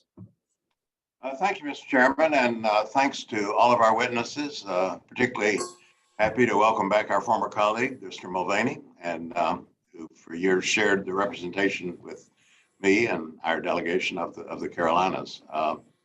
Mr. Mulvaney's offered a kind of revisionist history here this morning, and I want to maybe set up a chance for our other panelists, perhaps starting with Dr. Blessing, our economic historian, but others welcome to chime in. Want to set up a dialogue regarding some of directly relevant, I think, to assessing how the debt limit works in practice. The Budget Control Act of 2011 was the direct result of the debt ceiling debate of that year. I would agree it was a gift that kept on giving. I don't share the positive assessment of the way it worked in practice, but first of all, Dr. Blessing, this notion that the S&P downgrade that came after that protracted debate, that it really had very little to do with the debt ceiling. That the S&P downgrade was about would not have. I guess Mr. Mulvaney's saying it probably would have been imposed even without the debt ceiling debate, because it really had to do with our levels of indebtedness. Would that be your understanding of that downgrade and what precipitated it? Sure. The credit agencies were threatening downgrade from earlier in the year. They had also threatened downgrade in previous episodes of debt ceiling brinksmanship, including 1995 to 96. So this is something that they've threatened in connection specifically with debt ceiling problems in the past. It was directly linked to the debt ceiling prospect, the prospect that was posed of default. Yes. All right. Now, the gift that kept on giving, the Budget Control Act. The Budget Control Act was a symbolic gesture. It put forth for 10 years budget ceilings that were kind of talking points. They were totally unrelated to budget reality, appropriations reality, but they did have an effect. They did have an effect because for 10 long years, we had drama every other year. We required 4 two-year budget agreements, but it didn't come easily. It came at the end of the budget cycle, a lot of drama, a lot of threatened shutdowns, and then finally an adjustment to more realistic budget numbers. Would you regard that as a positive history? I mean, there is a case to be made, of course, for budget parameters that last for 2 years, maybe even 5 years. But do you require a budget ceiling showdown to get that result or to adopt those kinds of parameters? The general understanding of sequestration is that it's really troubled an already troubled appropriations process, particularly over the past decade. It's also been difficult for the exact same reasons the first time we tried it. It's both difficult for appropriators as well as doesn't substantially lend itself to controlling the debt. Right. So the Budget Control Act, in a sense, disrupted that process rather than facilitated a kind of orderly budget process. Well, then let's think about the Trump tax cuts, the kind of adjustments that were required in the debt ceiling in the last decade. Is it true that the Trump tax cuts required major adjustments in the debt ceiling? And is it not true that, going back here to what Mr. Hoyer said, is it not true that the Democrats tried to break the fever on this? Tried to say we shouldn't be making this kind of a showdown, purely political showdown, every time we need to raise the debt ceiling. raised it, in fact, 3 times, cooperated in that. And so it was an unpleasant surprise in the current administration when Republicans reverted to that kind of adamant refusal. What would you say about that? Vis-a-vis your first question, when Congress voted on the Tax Cuts and Jobs Act of 2017, the estimated cost was 1.5 trillion over 10 years. It was rescored to be more than that. I believe CBO rescored it to be about 2 trillion over 10. So that, in addition to all other spending, both tax expenditures as well as appropriations, is going to add to the debt ceiling. Vis-a-vis partisanship and difficulties raising the debt ceiling, both parties over a very large historical span of time have both played political hardball with it. We're in the most dangerous period right now from 2011 to the present time, which has been particularly exaggerated because default is actually at risk. And I think we've all seen what happened this past December with that. Well, just to revisit my question, did Democrats cooperate in raising the debt ceiling 3 times over the past decade? Yes. Okay. Thank you, Mr. Chairman. Yep, gentleman's time has expired. Now recognize the gentleman from Pennsylvania, Mr. Smucker, for 5 minutes. Thank you, Mr. Chairman. Thanks for holding this hearing. I'd like to thank the ranking member as well. I have just a few points I'd like to make. The first in response to the charges that the TCJA contributed to the deficit. Now, I completely agree that during the Trump administration, the debt increased significantly more than I would certainly have liked to have seen. But it wasn't the TCJA, because if you're arguing that that contributed, you essentially would be saying that the tax cuts that came as a part of that resulted in less revenue, which was absolutely not the case. In fact, revenues were higher every single year after 2017, and in 2021, they're 22% higher than in 2017. So it wasn't as a result of the TCJA, which, by the way, worked very, very well in bringing lots of jobs, lifting people out of poverty, and so on, but did not contribute to less revenue. What contributed to the debt increase was more spending. And based on the record of the Biden administration in its first year, we're going to see far higher debt increases during his administration if we continue on this same track. Now, on whether we should have a debt limit, I think it's a good discussion, and I think we're having a good discussion here today, but in some ways it feels sort of tone deaf to me. Americans are experiencing the highest inflation in 40 years. It's affecting their pocketbooks. I hear it throughout my district everywhere I go, and I'm sure you all do as well. And Americans are going to see this hearing as the Democrats essentially asking for a blank check to spend even more and contribute more to these inflationary policies. So it's sort of tone deaf. What we really should be talking about is the real problem that we have. $30 trillion in debt. It's unfathomable. And in fact, if you do a quick calculation, I think the debt went up just during the time of this hearing by another $120 million. Think about that. We know how it ends when countries overspend, overpromise, and spend money we don't have. And we're starting to see the effects of that. Back to the discussion on the debt limit, I get the concerns with it, but when else will we talk about? In fact, the entire time that we've been here in Congress, I don't remember much discussion about the problem with the debt. I don't remember much discussion about spending much more money than we have. The debt limit at least forces us to talk about it. And I'd like to ask other members here, I'd like to ask the Democrat leadership, when will be the right time to talk about this excessive spending? When will be the right time to talk about the impact that the debt's going to have on future generations and on our economy in America?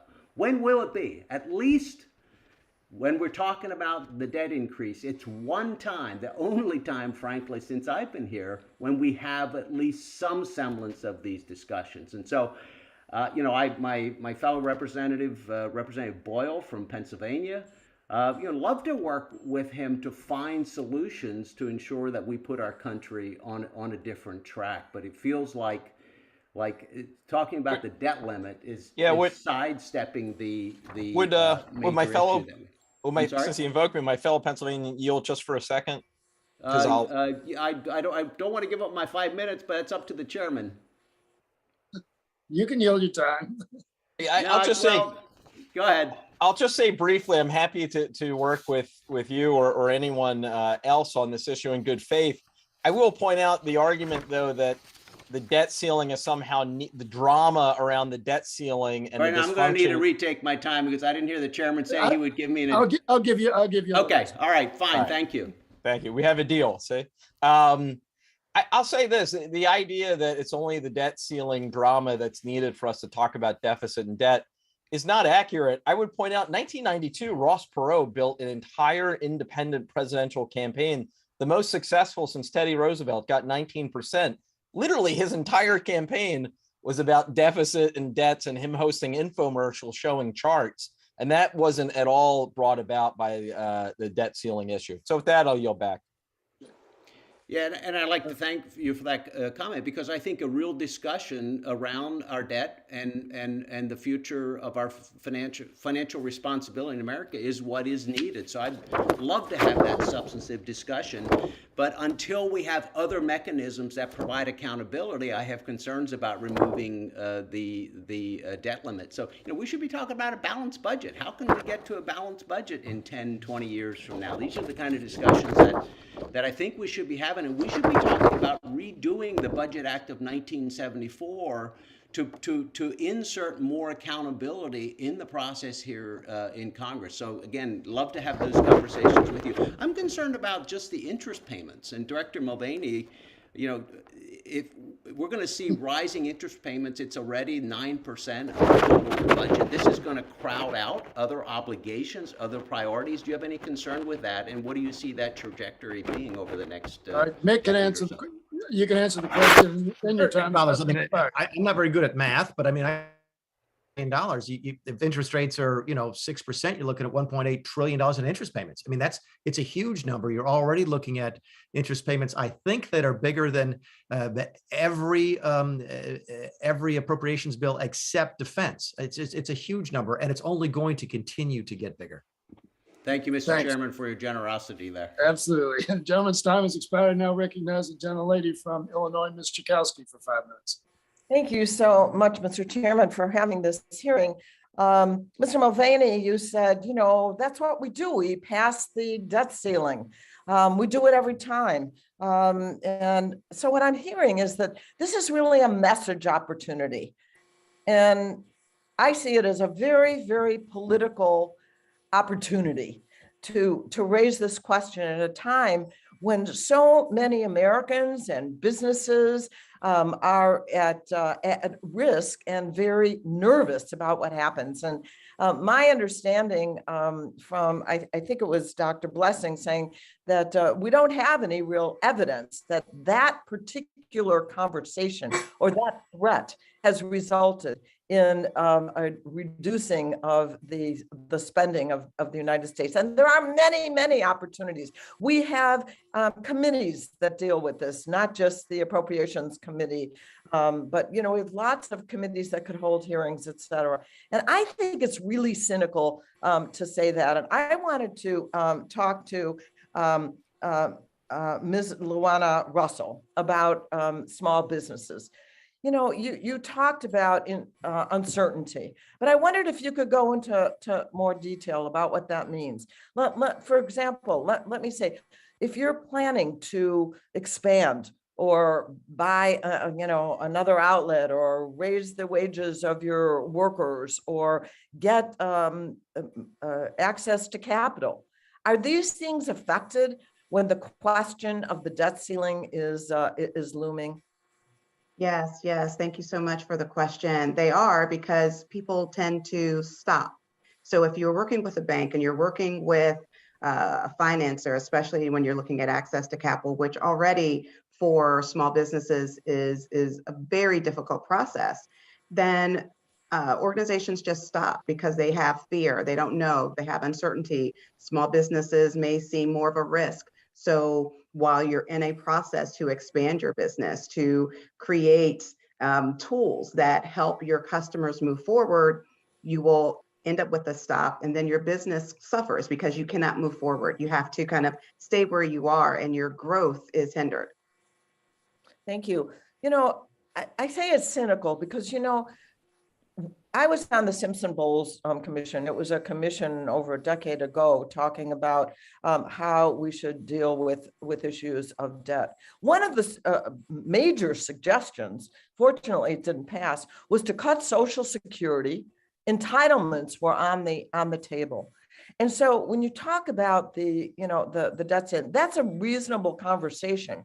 But when you say that the consequence could be by not raising it, Social Security actually being cut, Medicare, Medicaid being cut. Don't make any mistakes. People get nervous about that, and they should. And that anxiety, even though you say, "Oh, well, that's what we do. We always pass it," is a real problem. Let's find other venues. I'm just wondering if I could ask Dr. Sheiner to talk about real life consequences to businesses, et cetera, and investors from the debt ceiling. Oh, did I just run out of time? No, I have a minute. Go ahead. Yeah, so I think we've seen that investors clearly react to the prospect of a debt ceiling, and you see rates on treasuries that are going to mature right around the time the debt ceiling might bind rising. You know, we've luckily so far not seen anything that has lasted a very long time. And so we've seen inklings of what would happen, but we haven't seen, the thing that we're most worried about is that going over the cliff. But clearly, I think you're right that everything's going to seize up because it just creates a whole bunch of uncertainty for businesses, but for people too. Am I getting my Social Security check in time? It may be that eventually I will get it, but it might be 2 weeks late, 3 weeks late. That's a very big cost to impose on people when you're going to go fix it later anyhow. It's just like this own goal, right? There's no reason to put the economy through this when we know the only thing to do is going to be to raise the debt ceiling. You know, we have shut down the government before for a time, and we've seen all the public services stop. We have seen such a halting in the ability of ordinary people to get things done. So to have this conversation, let's find another way. This does not make sense, and it's very hurtful. And I yield back. Gentleman's time has expired. Now recognize the gentleman from Georgia, Mr. Carter, for 5 minutes. Well, thank you, Mr. Chairman, and thank all the witnesses for being here. Mick, it's always good to see you, my friend. I'm glad you're here and glad you're doing what you're doing. You know, the premise of this hearing is absurd. I can't believe we're actually having a hearing to talk about doing away with the debt limit. You got to be kidding me. I mean, it's obvious the negative consequences of out of control spending and what they're having. Inflation is at a 40-year high right now. Do we realize that? A 40-year high. And instead of debating whether we should have a debt limit, we ought to be debating the real consequences that spending cuts should have on our debt ceiling. This is ridiculous. Our debt's not going away. Folks, I opened my small business on November 21st, 1988. I borrowed money for inventory. I borrowed money to get me started. I did not get a salary for 2 years, nothing whatsoever. I set out to retire my debt, and I did that. The first thing I did is I retired my debt. Then I retired my mortgage. I haven't owed anybody anything since 1994.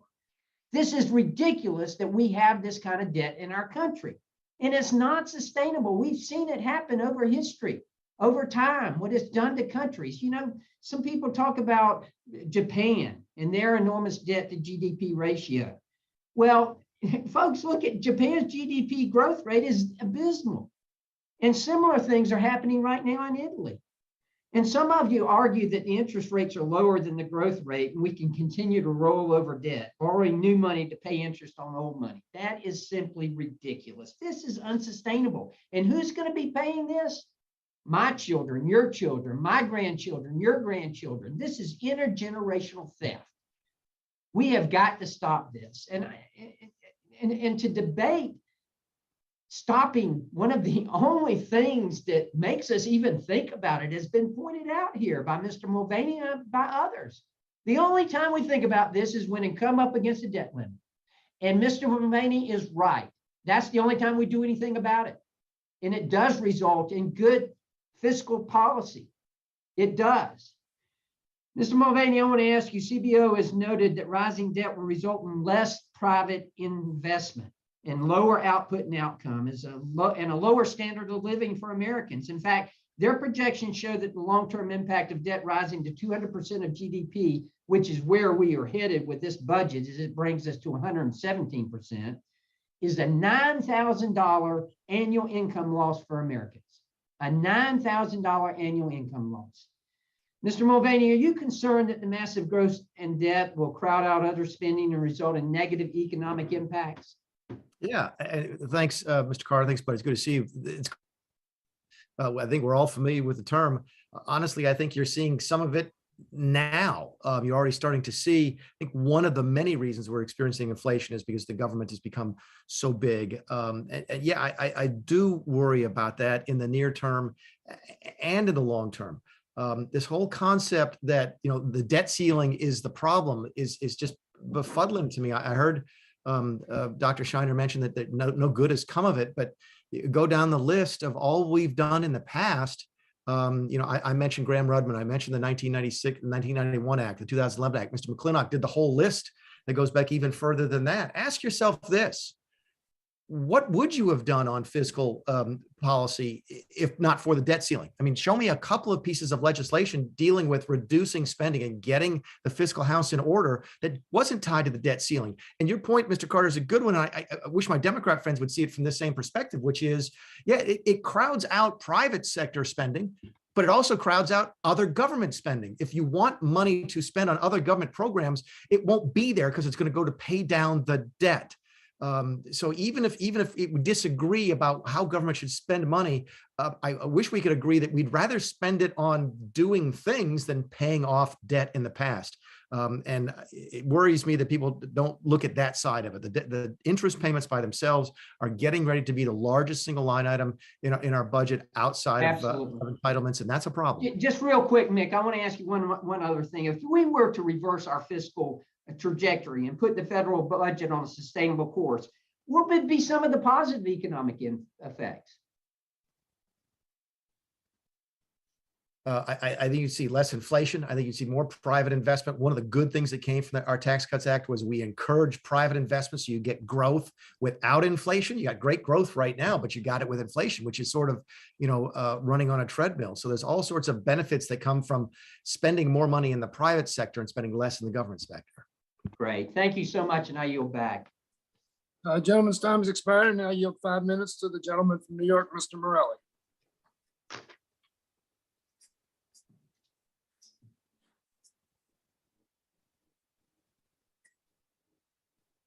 Mr. Morelli, are you there?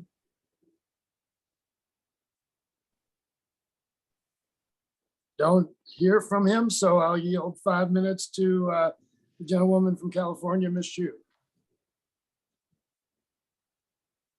Thank you, Mr. Chair.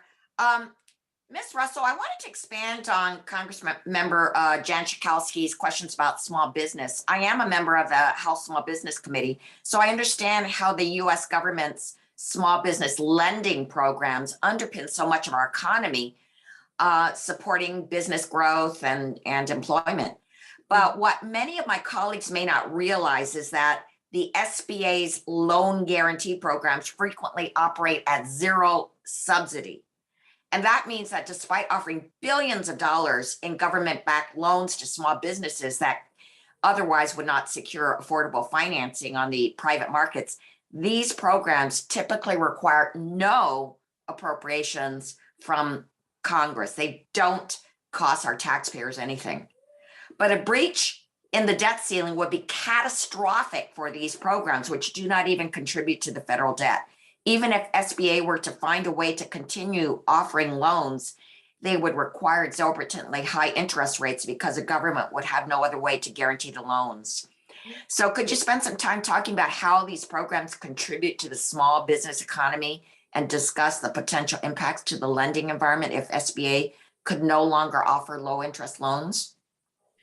Thank you so much for that question. It's really, really important to understand how that little ecosystem works, right? Because SBA works with many banks across the country to work with small businesses. And those are banks that are taking on the guarantees from SBA and understanding how to work with small businesses specifically. And that's not necessarily federal contracting small businesses, it is all small businesses across the board. So when you remove that, then you're talking about the mom and pop organizations. You're talking about small businesses that are in high technology. You're talking about such a huge part of the American economy. You know, in my comments, we talked about 32 million small businesses. That's a huge number of American workers where that understanding of having some level of support from the Small Business Administration is critical to that business getting up and develop.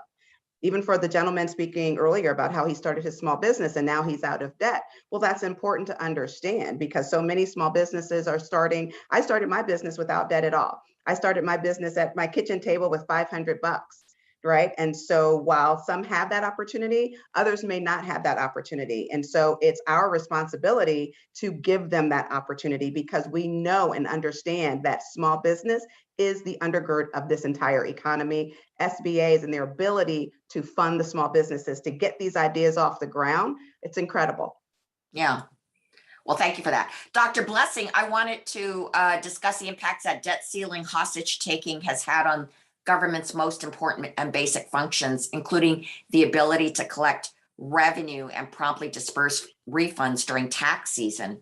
Debt ceiling standoffs, including the one perpetrated by the Republicans in 2011, have not had any impact on reduced federal spending, but instead have allowed for Republicans to defund crucial government services while spending more on their own priorities like tax cuts for the rich. Now, that's why the IRS's operating function is 20% lower today, even when adjusted for inflation.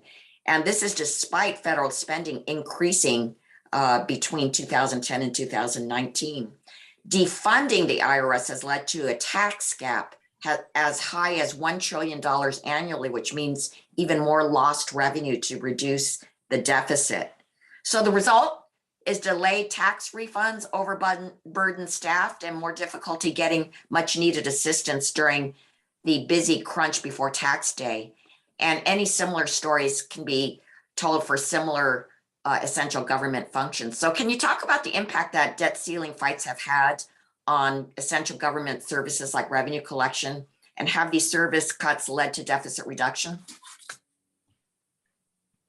You make a good point with drawing out all of these different elements that you put together connected to debt ceiling standoffs. And underfunding the IRS is an incredibly important problem that we should definitely focus on.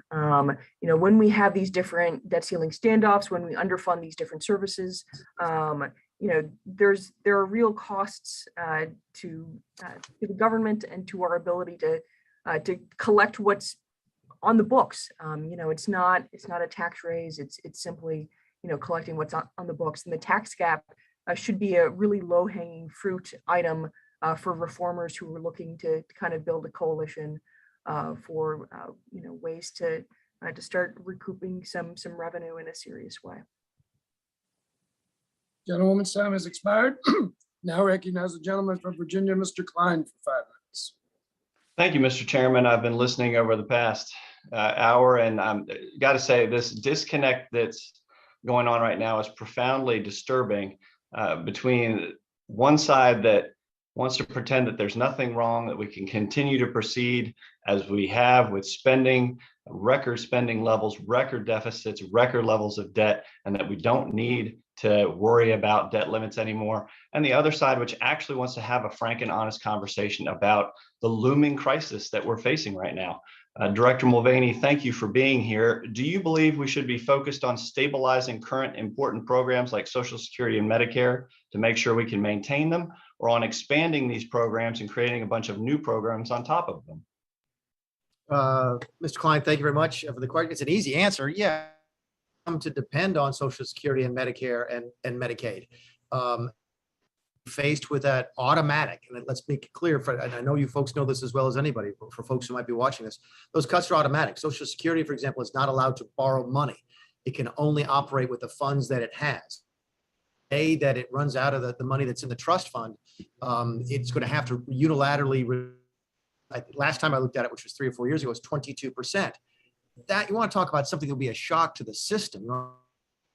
Would upset everything from small business to just social cohesion. Take Social Security and cut it 25% across overnight. Those are the types of things you should be looking at. How do you shore up those programs before you look at doing new ones? I know, assume, we'll end up spending the money at some point in the future, but sooner or later, people might stop lending you money or might not be happy with you printing more money. It's prudent to take care of the existing programs that help people before you start talking about expanding or creating new ones. Right. The Social Security trustees project that the trust funds will become depleted in 2033. Although the two funds are legally separate, they're often considered in combination.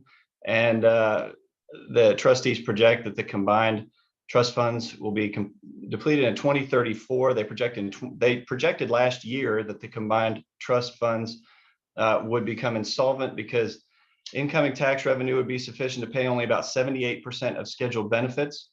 You have essentially conflicting laws. Under the Social Security Act, beneficiaries would still be legally entitled to their full scheduled benefits.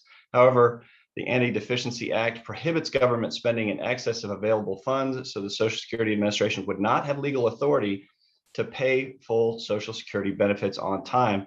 Dr. Sheiner, you mentioned that there might potentially, if the debt ceiling weren't increased, be a delay of a week or two in a check. Wouldn't this be much, much worse than a delay of a week or two of a Social Security check?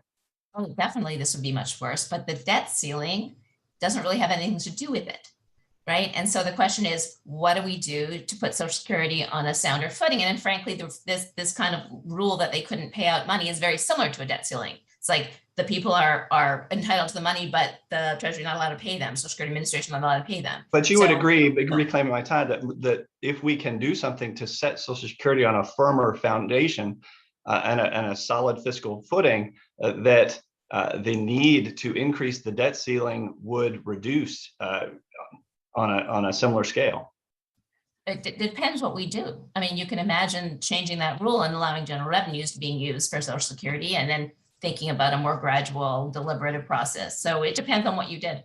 Okay, thank you. Director Mulvaney, similar question. Modern monetary theory, or MMT, using the word theory loosely, proponents insist that debt doesn't matter because the government can never run out of money. We can always print more. Many of my colleagues on the other side are proponents of MMT and believe an increasing federal debt is essentially a free lunch. Do you believe that policies based on MMT would be harmful to the economy? And what would you expect that to be the impact on inflation, which is already a problem? Yeah, we heard the term earlier, I think, when the majority leader was talking about a de facto default, that, when you don't pay money, you've appropriated, it's a de facto default. If I borrow $100 from you, right, I expect $100 back. But if you pay me back in money that's only worth 50 cents, is that a de facto default as well? And that's what modern monetary theory sort of looks at, which is just we can print as much money as we possibly want. My problem with MMT, Mr. Klein, is that it's right until it's not. Certainly, I'm sympathetic. I mean, there's been folks like me saying that the end was nigh for 30 years. I mean, back during Reagan, we were worried about the debt and the deficits, right? And it hasn't come up to bite us yet. I feel sometimes like I'm a guy on the corner standing up holding the sign saying, repent, the end is near. Sooner or later, though, I'm going to be right. But the MMT works until it doesn't. And I'm not really sure how you get out of the box after you've printed all of that money or borrowed all of that money. How do you then get it back? You don't. So you either deal with dramatic economic slowdowns, inflation, loss of trust in the system. Nothing good comes from MMT. You have a devaluation of your currency and your economy is in shambles. I yield back, Mr. Chairman. Thank you. Gentleman's time has expired. Now you yield 5 minutes to the gentlewoman from Texas, Ms. Jackson Lee.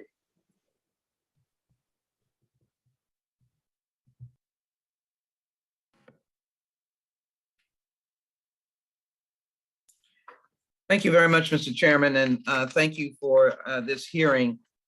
Let me just place in the record that the debt ceiling is a fixture, some would say figment of your imagination in terms of its validity for making us fiscally sound and responsible. It is obviously something that the Congress delegated the authority to the executive branch in terms of paying our bills, but then place a ceiling or limit on the total amount of the debt that could be outstanding. It has no effect, as has been said often, on federal spending or the amount we need to borrow. It only restricts the Treasury Department's ability to honor financial commitments. In fact, what I would argue is that it creates havoc, and the havoc can be enormously difficult to address. So I want to pose these questions in particular. And I want to start, Ms. Russell, with you, and thank you so very much for being here. I'd like to say that my life has been spent on championing small businesses because I very much agree with your testimony. You are the economic engine of this nation. And I just want to recite 32.5 million small businesses and growing, and particularly women-owned businesses, though they have been impacted severely by the pandemic. And then 61.2 million people. So give me your sense of havoc being created by a debt ceiling on average working Americans. And my time is short, so if you can be succinct so I can ask questions to others. Thank you very much, and thank you for your testimony. Thank you so much for the question. Yes, I mean, so we have to remember that a business is made up of people, and people make up the communities, and the communities are made up of other small businesses, and we are all that ecosystem that continue to thrive off of each other. So when one element, and we keep talking about this as if it is one element and one little piece of something, this piece of something impacts the entire ecosystem of small businesses. If I am not going to work, then that means my cleaners is not going to have payment. My coffee shop isn't going to have payment. The place I go to lunch isn't going to have payment. The place where I would take my child isn't going to have payment. It is an entire ecosystem that we have to consider that is disrupted every time we decide that we're going to use the debt ceiling as a poker chip in a political discussion. Thank you. Thank you, Dr. Blessing. All kinds of havoc have been proposed. Our children, our grandchildren's children are then going to be loaded down with debt. Does a debt ceiling make a difference on being loaded down with debt? And then could you speak to the debt ceiling being lifted, modified on the impact of we won't be able to pay Social Security, we won't be able to provide for Medicare and Medicaid, which are obviously very strong anchors of survival for Americans. I've got constituents who get the $700 check, and that is the only thing they get to survive on. Dr. Blessing? Excellent questions. The debt ceiling is not functioned to effectively control debt. To answer your first question, there's, in terms of the importance of continuing to pay for Social Security, absolutely. This is not something that is if there are so many different reforms that we could make to the debt ceiling that would be really productive, whether it's abolishing it or something very clean like the newly introduced Boyle bill. Social Security is not connected to the abolition of the debt ceiling. Dr. Sheiner, let me ask you the question of havoc and what happens if, wouldn't it give an opportunity for Congress to be more responsible because they could remove from their decision-making political shenanigans? But let me also say that I'm glad to see my good friend Mick Mulvaney. He might want to comment. He wants Congress to be better. Removing the debt ceiling might get us at the table of compromise and engagement. Dr. Sheiner, we want to be fiscally responsible, not create a political explosion. Dr. Sheiner, and maybe Mick, if we have the time. So I think apart from the costs of the debt ceiling, that there are the political costs, which is it is a distraction that doesn't address the real problems that we have, and it just creates political disagreement and increases political polarization, and frankly makes people not believe in our country and our institutions when they're hearing this bickering about whether or not you're going to pay your bills. And so when we think about what we need to do to move forward to address our long problems, it's not only just Congress, it's the whole American people that have to be part of the solution. And this kind of bickering gets in the way and makes us think like they're just like having these internal fights that make no sense. Chairman Mick, Um, wouldn't it make us Nick, better? you want to take a shot at that? Yeah, real quickly. Listen. I think you got a much better argument if you're doing it anyway. If you're sitting down anyway outside of the boundaries of the debt ceiling to talk about fiscal responsibility, and you've done that for a couple of years, then you come back and say, look, we don't need the debt ceiling because we're doing it anyway. I think right now you get rid of the debt ceiling, you haven't really satisfied, certainly haven't satisfied me and many of my colleagues here that you'd have those discussions, but for the debt ceiling. So yeah, listen, I'm open for that discussion, but I think, you got to prove first that you can sit down and have those talks in a reasonable fashion. Well, I'm glad you're open for that discussion because I think we need to move to eliminating the debt ceiling, and let's see how Congress can behave on the better half of the American people. I think we can do that. Mr. Chairman, thank you for yielding. Unfortunately, I have to yield back. Thank you so very much. Gentleman's time has expired. Now recognize the gentleman from Iowa, Mr. Feenstra, for 5 minutes. Oh, thank you, Chairman Yarmuth and Ranking Member Smith. This hearing has been very interesting. You know what? Let's just look at it this way. It's all about accountability. Accountability, people. The federal government being accountable to we the people. We are government. And yet I often think that all other people think, oh, government's in DC. No, it's not. It's we the people. We are government. And this hearing to abolish the debt limit completely flies in the face of every family, of every business. Think about this. Every family's got a debt ceiling. There's only so much that we can spend. We have a credit card debt limit. Our banks say, hey, this is all that we can loan you out. All right. Every day, our businesses and our families deal with a debt limit. And yet we think we're above that. We think that we don't need this debt limit anymore because it doesn't make a difference. Oh, it makes a difference to our families and it makes a difference to our businesses. I just think this is absolutely shameful. I really do. We have $30 trillion in debt. We spent $7.5 trillion with agencies that we can't spend fast enough. We have 7.5% inflation, highest in 40 years. And yet today in the Budget Committee, we're addressing this little thing, this one single law that forces Congress to acknowledge the damage that we're doing to runaway spending. I don't understand it. This is so wrong. Mr. Mulvaney, the Federal Reserve has shifted from inflation being transitory to an expectation that they will increase interest rates in the coming months. The rate increases might go as high as 4% before this is all done. If the Federal Reserve continues to increase interest rates, how does that affect the interest on our national debt? And could this put us in a debt spiral? Yeah, in fact, thanks for the question, because we used to talk about this when I was on the committee, was that you end up in a circumstance, was the Federal Reserve during the Obama administration actually sort of encouraging us to borrow more money? I heard President Obama make the argument when interest rates are so low, we should be borrowing more money. That's when you should borrow it. Of course, that applies in a world where we actually have to pay back debt, which we never do. But did the Federal Reserve sort of make it easier for us to borrow money because there was no consequences to our actions? Yes, they certainly did.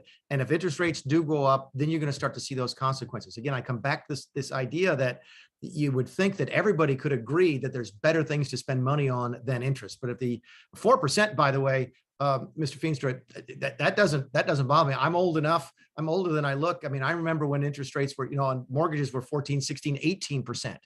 You get that on $30 trillion worth of debt, and you've got a real problem. In fact, you have to ask yourself, would the Federal Reserve actually have the nerve, the will to raise interest rates much past 4% if they needed to, recognizing the impact that has on the Treasury?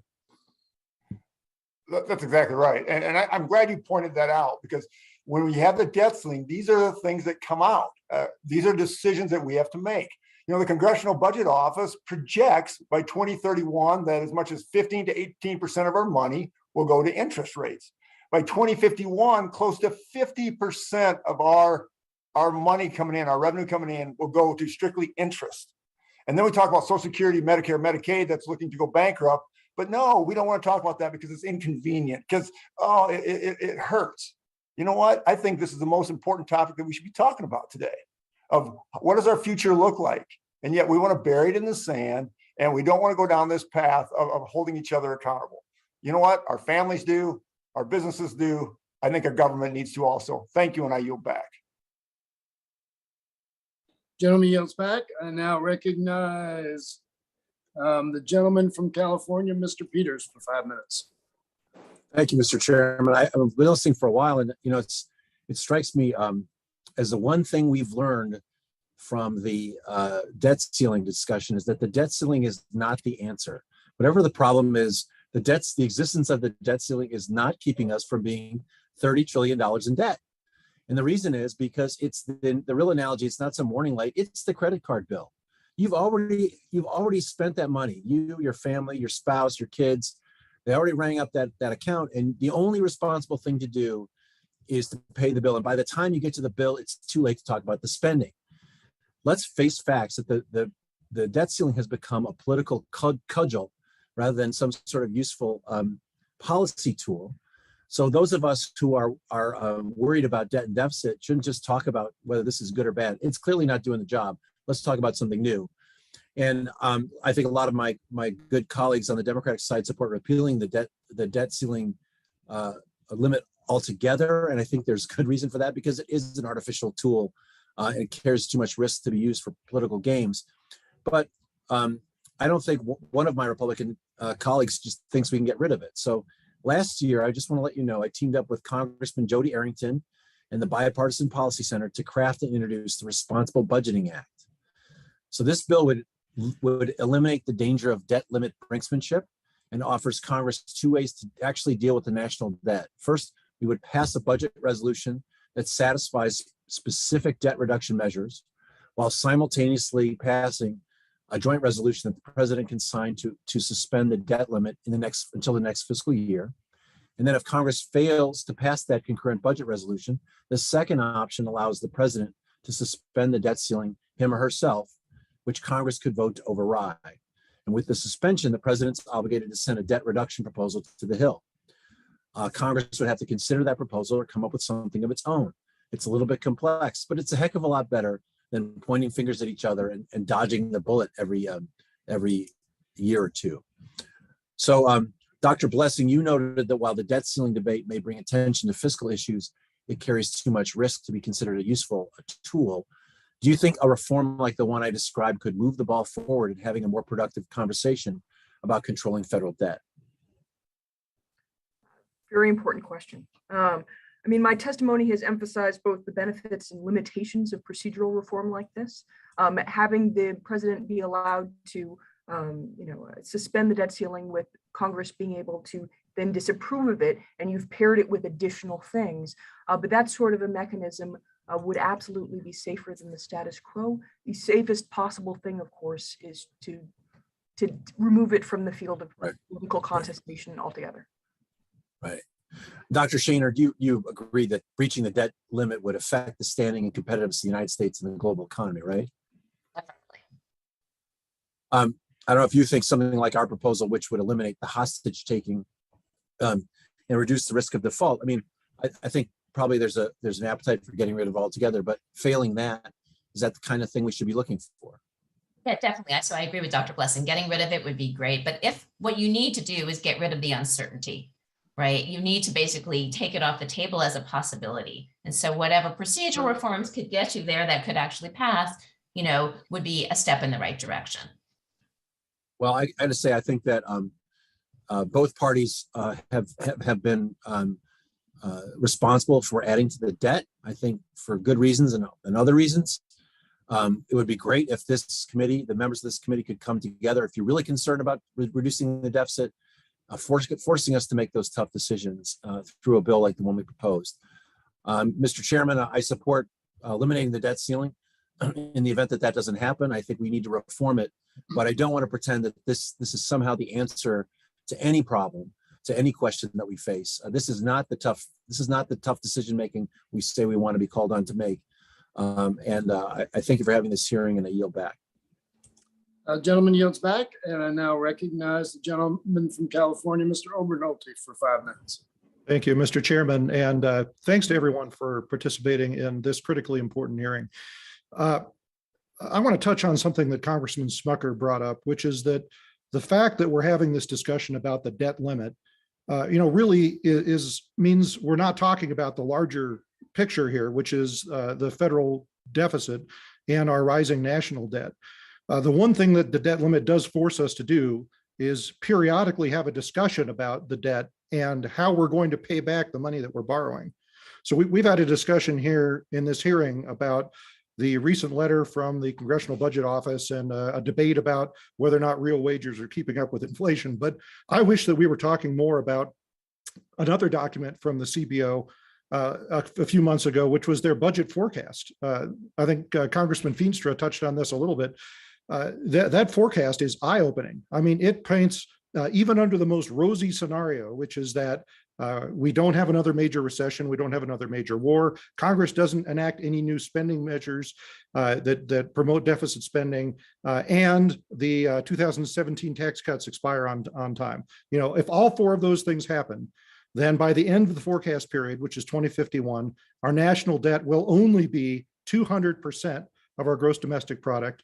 Just paying interest on that national debt will consume 9% almost of our entire economy, which is over half of federal tax revenue.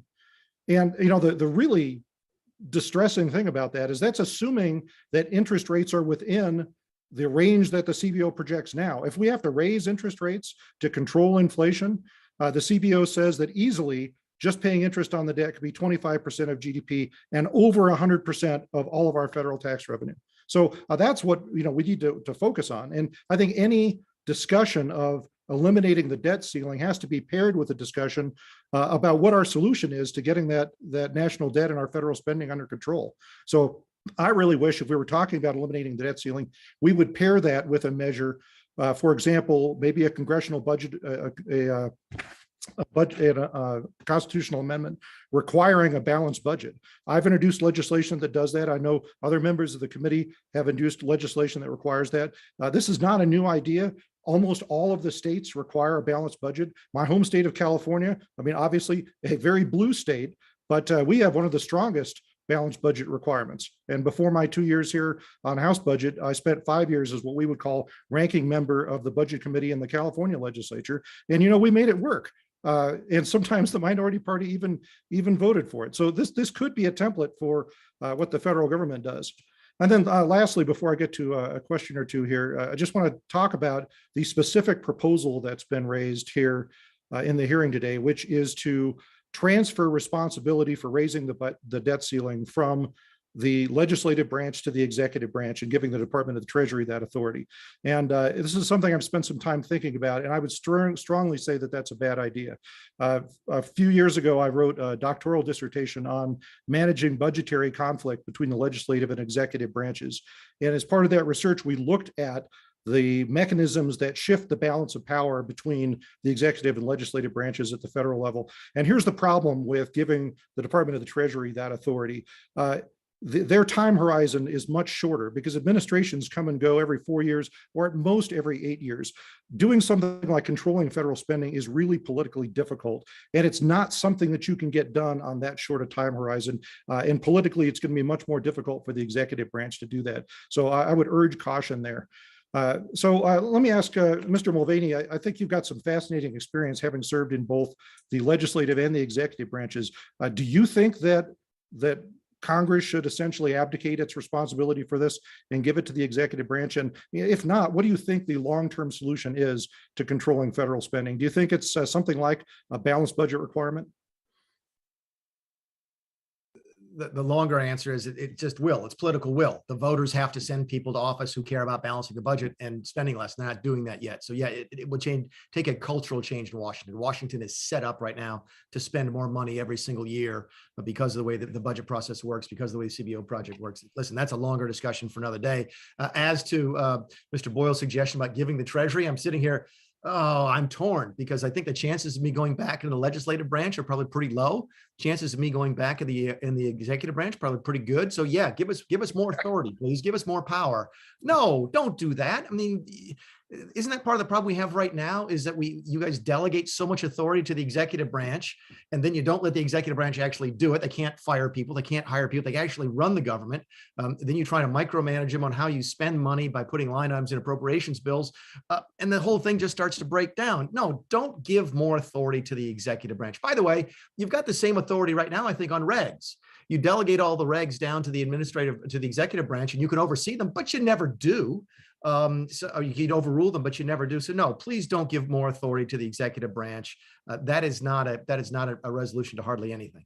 Well, thanks. And I see my time's expired, but let me just highlight something that you said, which is that the rules aren't broken here. Congress is broken. And in the future, as we have these discussions, Mr. Chairman, I hope that we can pivot away from pointing fingers at each other about which administration racked up the debt and whose fault it is, and instead focus on what the long-term solutions are, because that's really why I think the elephant in the room. I yield back. Gentleman's time has expired. Now recognize the gentlewoman from Washington, Ms. Jayapal, for 5 minutes. Thank you very much, Mr. Chairman, for holding this important hearing. I think we've heard multiple times how the national debt ceiling is a source of much dysfunction in Congress without serving a substantive purpose. And it's important to note that limits on the Treasury were not originally instituted to constrain deficit spending at all, but rather evolved from a bill aimed at granting the Treasury more authority to issue bonds to pay for World War I, to loosen restrictions on borrowing by imposing a one-time arbitrary limit on bond issuance instead of authorizing war spending on an as-needed basis. So I thought it would be good to take a little trip down the historical lane just to show how far we've strayed and how today the debt ceiling simply does more harm than good. So Dr. Blessing, when prior to World War I, Congress authorized the Treasury to issue debt in varying types of bonds for specific purposes and amounts, how did that how did Congress change the Treasury's authority during the war, and what was the rationale, briefly? Congress, thank you for the historical corrective. I think it's really important for people to understand this. Congress saw that under wartime conditions that Treasury was going to need more flexibility and be able to, better address the war effort. And in order to,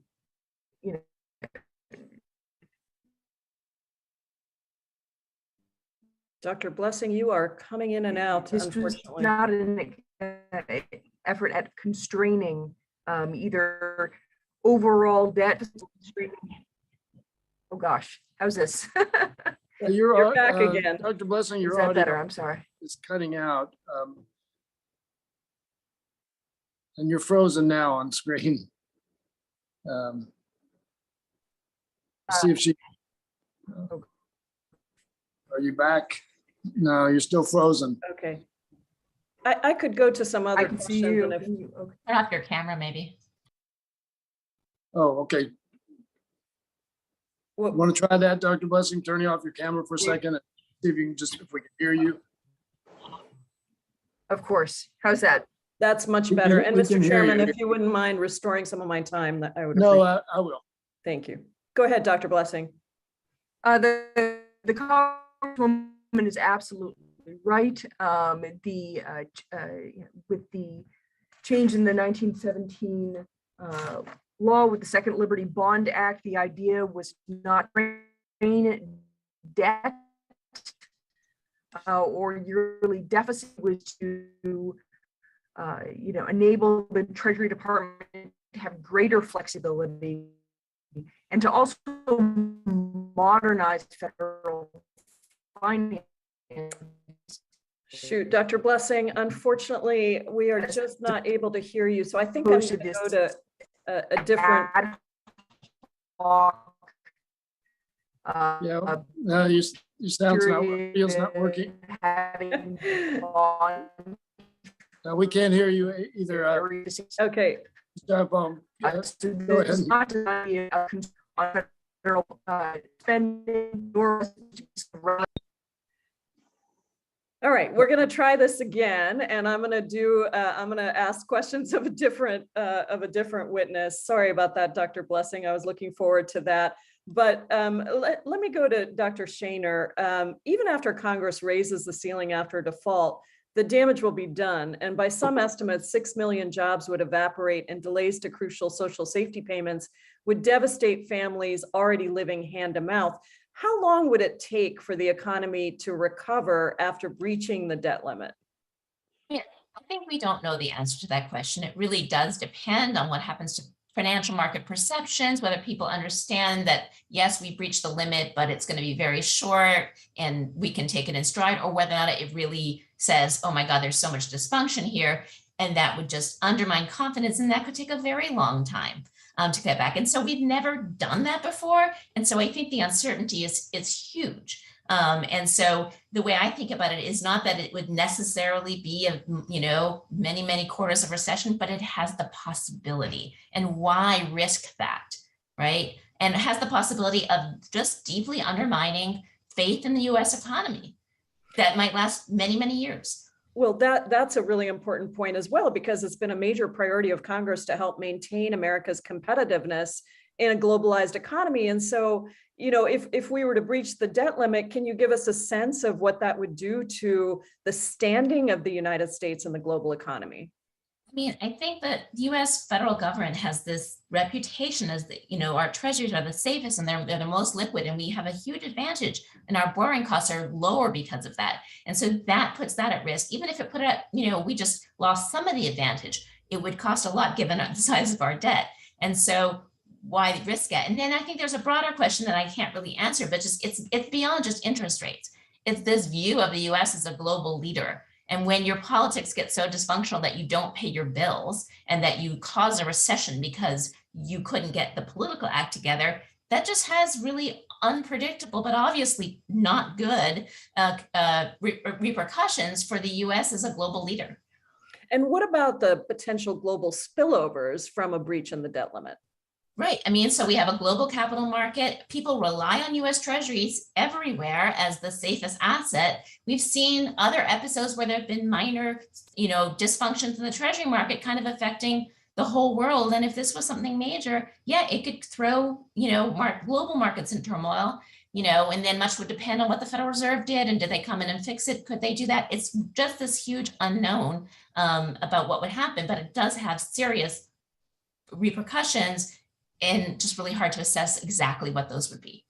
Well, given all of that, I was going to go down history lane with Dr. Blessing. I know you said you're not a historian, so I'm not making you answer those questions. But here's my last question that I was going to ask her that I think you could answer, which is, given the fact that the debt ceiling has evolved into a practice so far from its original intent and carries the enormous risk that you have laid out, why has this policy persisted for so long, and what are the repercussions if we continue to allow it to persist?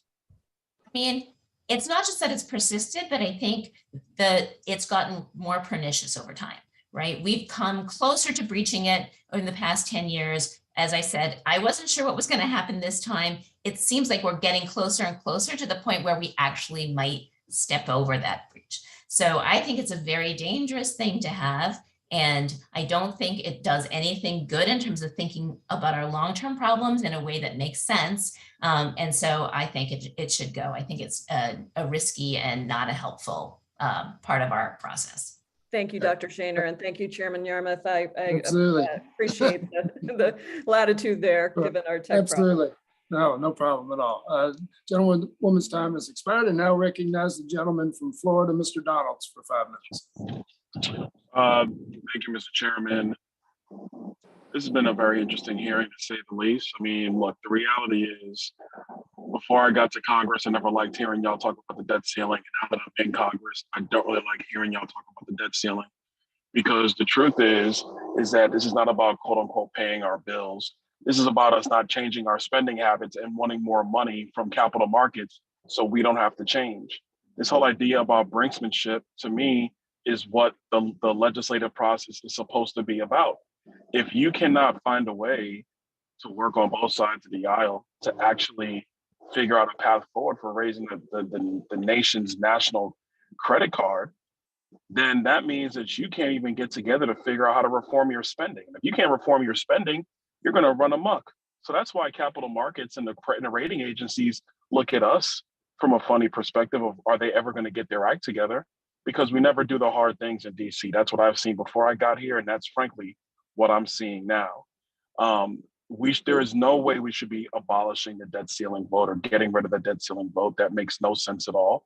Because if we're going to be the body, especially in the House, that authorizes all spending, then we should also be the body that authorizes the debt position of the United States. And you can't just put it in the executive branch's hands, essentially, especially when we do that with so many other things in Congress.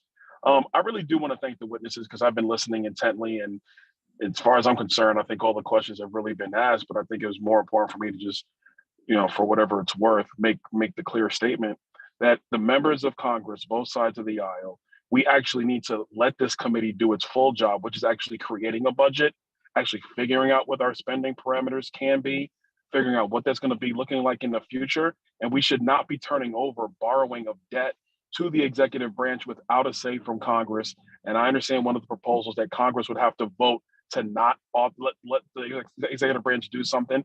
That doesn't make any sense because you can hardly get Congress to agree on a lot of things.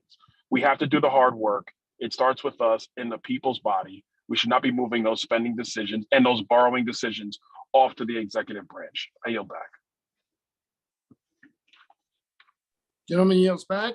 Now recognize the gentleman from Wisconsin, Mr. Grothman, for 5 minutes. Thank you.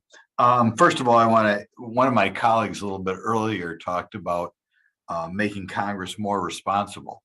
And I'm just going to point out, I've been here for 7 years. I can imagine saying making Congress less irresponsible, but to say we're building off the responsibility of Congress is not something I have noticed so far.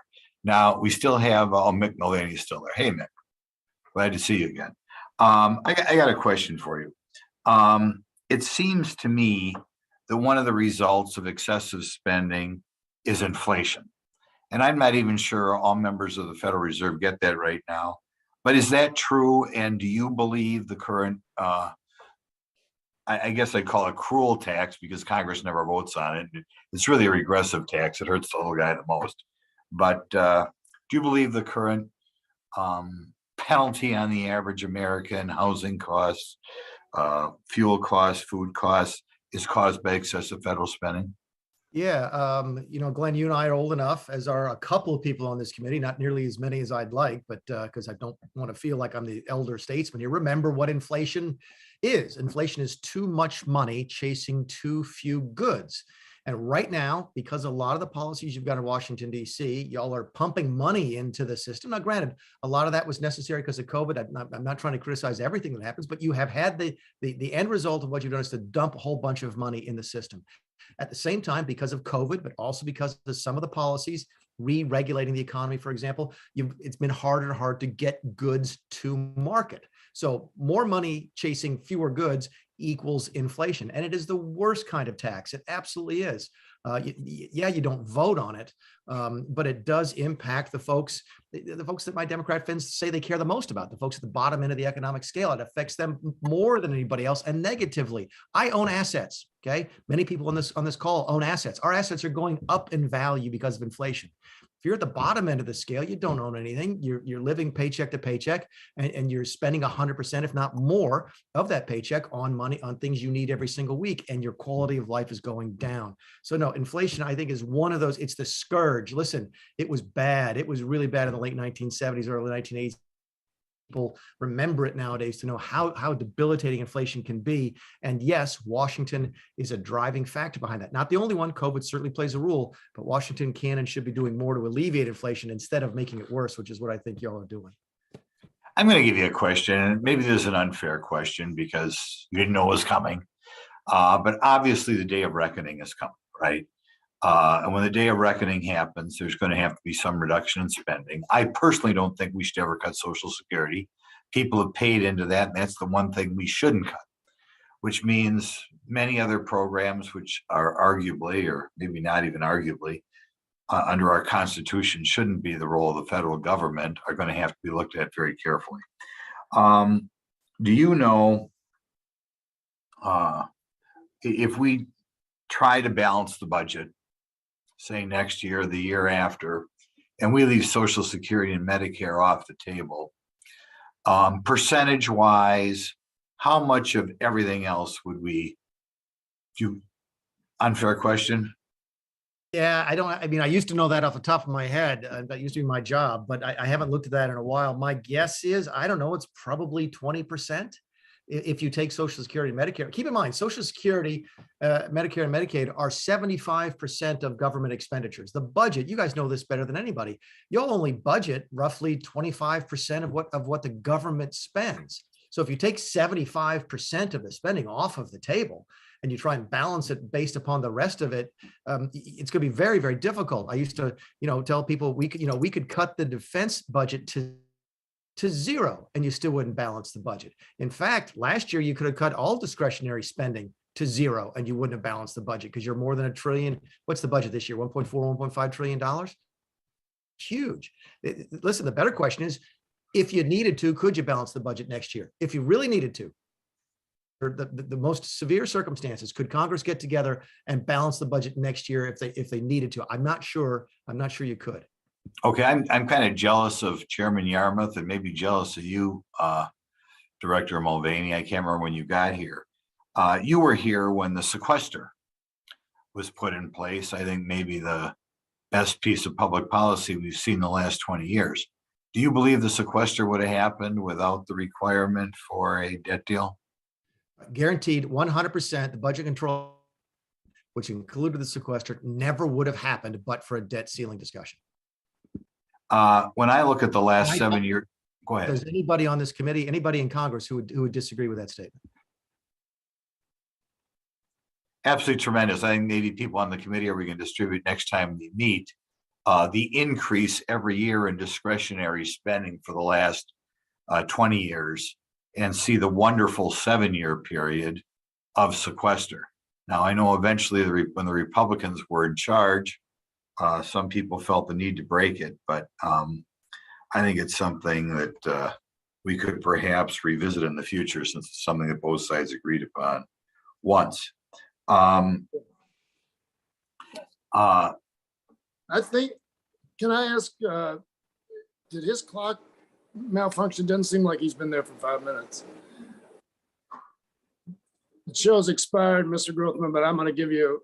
That's just because Grothman is so engaging. He slows down time when he talks. If you have one more question, Glenn, go ahead and ask it. Okay, that's okay. We'll leave it at that, but I appreciate you having the hearing. As you know, I'm hopeful for many more hearings. I've always loved the Budget Committee. So thank you for having us the hearing, Chairman Yarmuth. And I hope it's the first of several. All right, thanks very much. Gentleman's time has expired, and now we welcome to the committee once again for his first appearance before us, Mr. Carey of Ohio. You have 5 minutes. Well, I won't take that, Mr. Chairman, but I do thank you for the opportunity to speak. I do thank the witnesses coming here and virtually. I guess, most of the questions that have been addressed were kind of in line with what I was going to ask. I guess, Director, what I would like to ask you is, I remember working as a young staffer in the 1990s. We had wanted to push a balanced budget amendment. And had we accomplished that in 1990, 1995, 1996, where would we be today in terms of the issue that we're discussing that's before us this afternoon? And I'll wait for your answer. Yeah, I think the debt ceiling was probably what, a couple $1 trillion back in the mid 90s. So granted, you probably have to go into debt a little bit to handle COVID. Probably some other things that the financial crisis of 2008 probably incurred some debt there. So maybe it's up, $1 trillion or $2 trillion. Listen, I was not a big fan of the war in Iraq, which contributed to the deficit as well. So yeah, so ballpark, maybe you're $6 or $8 trillion in debt right now, if that passes, and if we can live up to it. Listen, I had a chance to vote on it in 2012, I think. And it didn't pass in large part because some Republicans didn't vote for it. So it's a real shame. Someone mentioned earlier that California has a balanced budget amendment.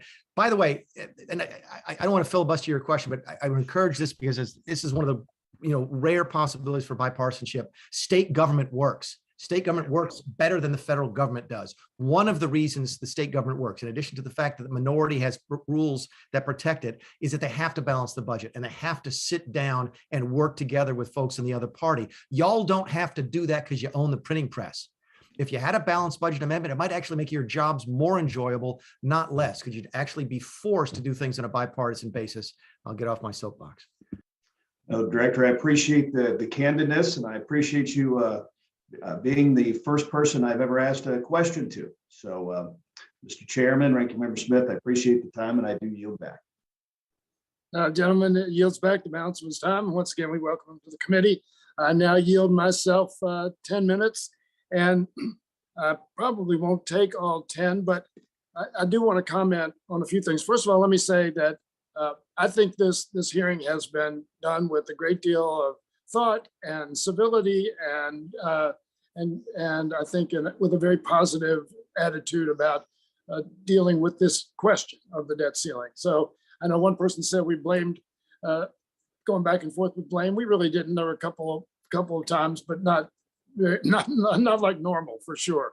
So I appreciate all the members' contribution and the witnesses' answers as well. You know, one of the things that occurs to me, and I know people have said so many times during this hearing that it's not the rules that are broken, it's the Congress that's broken. And back in 2017, I was part of a joint select committee, members, House and Senate, bipartisan, former chairman and ranking member Womack of Arkansas was one of the co-chairs of that group. And we met periodically for the entire year. In 2017, it was a joint select committee on budget and appropriations reform. And the whole idea was trying to figure out if there were things we could do better, that there were rules that we could change that would make the budget process more effective and so forth. And after months and months and months, I think we had 7 different hearings. We had people from across the philosophical spectrum, economists and others. The conclusion that we all reached was it wasn't the rules. It was the people and the willingness of the members of the House and Senate to responsibly deal with their responsibilities. And it wasn't because, we talked about triggers on spending. We talked about balanced budget amendments. We talked about no pay, no budget, no pay, all of those things. And again, the conclusion on a bipartisan basis was none of those things would really change unless the members changed. And unless the willingness of the members to be responsible and responsive to the environment change. So I say that having called this hearing about the debt ceiling and proposals to change a significant rule. And the one thing that I know, I think Mr. Mulvaney talked about, I love the first names, but I'm going to remain somewhat formal, talked about in terms of giving up power of the purse. I think you could argue that having the debt ceiling has already taken the power of the purse away from us, because it says we're going to execute our responsibilities, we're going to appropriate funds, and then we don't allow those, if we have the debt ceiling, we don't allow those decisions to be implemented freely. And so, again, I think this discussion has been very, very important and useful. And I'm not sure we'll have another hearing on it, but I think it has prompted discussions. And then finally, the notion of the fact that we don't discuss the deficit and the debt without talking about the debt ceiling, I think that's not true. I think we talk about the debt and the deficit all the time. Now, do we do anything about it?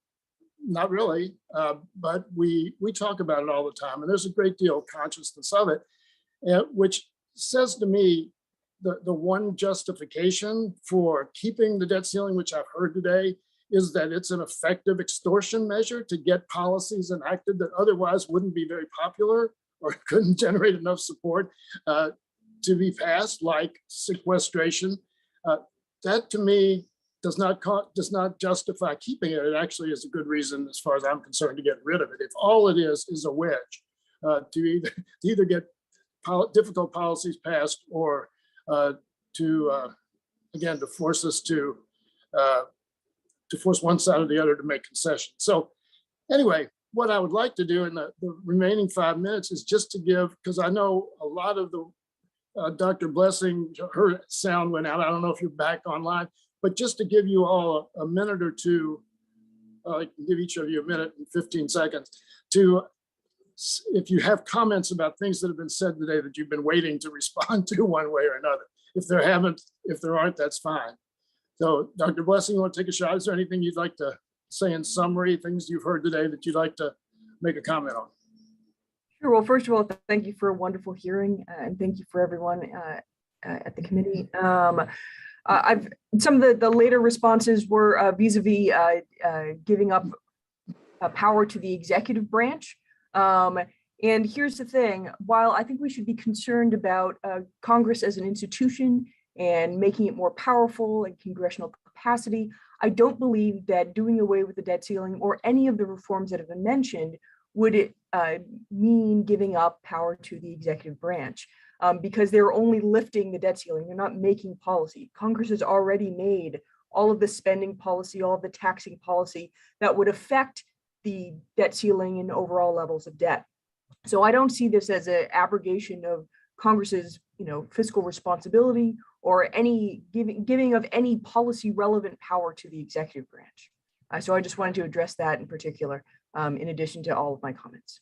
Great, thank you, Dr. Blessing. And by the way, if you would like to provide in writing your response on the historical context of the debt ceiling that we couldn't get you in on the audio, we'd love to have your comments in writing for the record.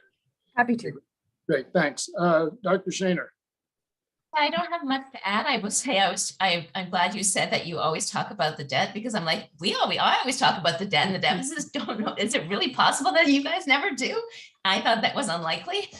So I'm glad to hear that you do. It is a big issue. The only one thing I want to say is when we talk about like anything that you do that lowers the debt is a good thing, that's not necessarily the case. The reason this is such a hard problem is that you really have to balance the benefits of what the money that you're spending, the cost of any taxes, what's the best way forward, what's the timing. Low interest rates have a lot to do with how much room that you may have. And so I just think this notion that, well, the debt ceiling forces us to make action and therefore every action is definitely good, I think is something that's not exactly right, which is why this conversation needs to be done not about the debt ceiling where you're under the gun, but really in a way where you can really address the nuances of policy. Thank you. Ms. Russell, any final comments? Thank you. Thank you so much for the opportunity to speak today and to listen to this fantastic conversation. Just want to reiterate the importance of stability from the small business perspective and looking at our ecosystem and looking how small business really impacts the American economy. It's really important. I think sometimes small businesses get lost in the mix because we're always talking big economics and big business. But when you look at the impact of small businesses across the country, we are really making the most difference in the most areas and especially in our communities. And so I thank you for this opportunity to represent small businesses and to keep them and keep us top of mind. Thank you so much. Thank you. And Mr. Mulvaney, would you like the final word? John, I will, because I'll say something that hopefully is interesting, which is I think that the best thing that I'm going to take away from this is that Sheila and I may have hit on something. And I'm willing to accept your premise that you guys talk about debt and deficits more than maybe I perceive now that I'm no longer inside the building. But Sheila talked about, sitting down at the table. Listen, if y'all were to pass 1 or 2 or 3 really good fiscal reform bills without having the debt ceiling held to your head, you might convince folks like me that we don't need it anymore. Again, I think we're all concerned about the same thing, which is how do we make sure the debt doesn't ruin us? I think we're just disagreeing on the best way to accomplish that. But if you all sit down and hack out something that reduces the deficit without having it be under the sort of Damocles that the debt ceiling makes, then maybe you could convince me we can get rid of it after that. So anyway, thanks for the chance to do this. It's good to see everybody, and it's one of the rare days I miss being in my old job. Well, I'll join you in a few months, and we can miss it together. And hopefully get out on the golf course. once again, thanks to all the witnesses. It's been a very enlightening hearing. I appreciate your time and responses. And unless there is any further business before the committee, this hearing is adjourned. Thank you all so much. Thank you very much. Thank you for having me.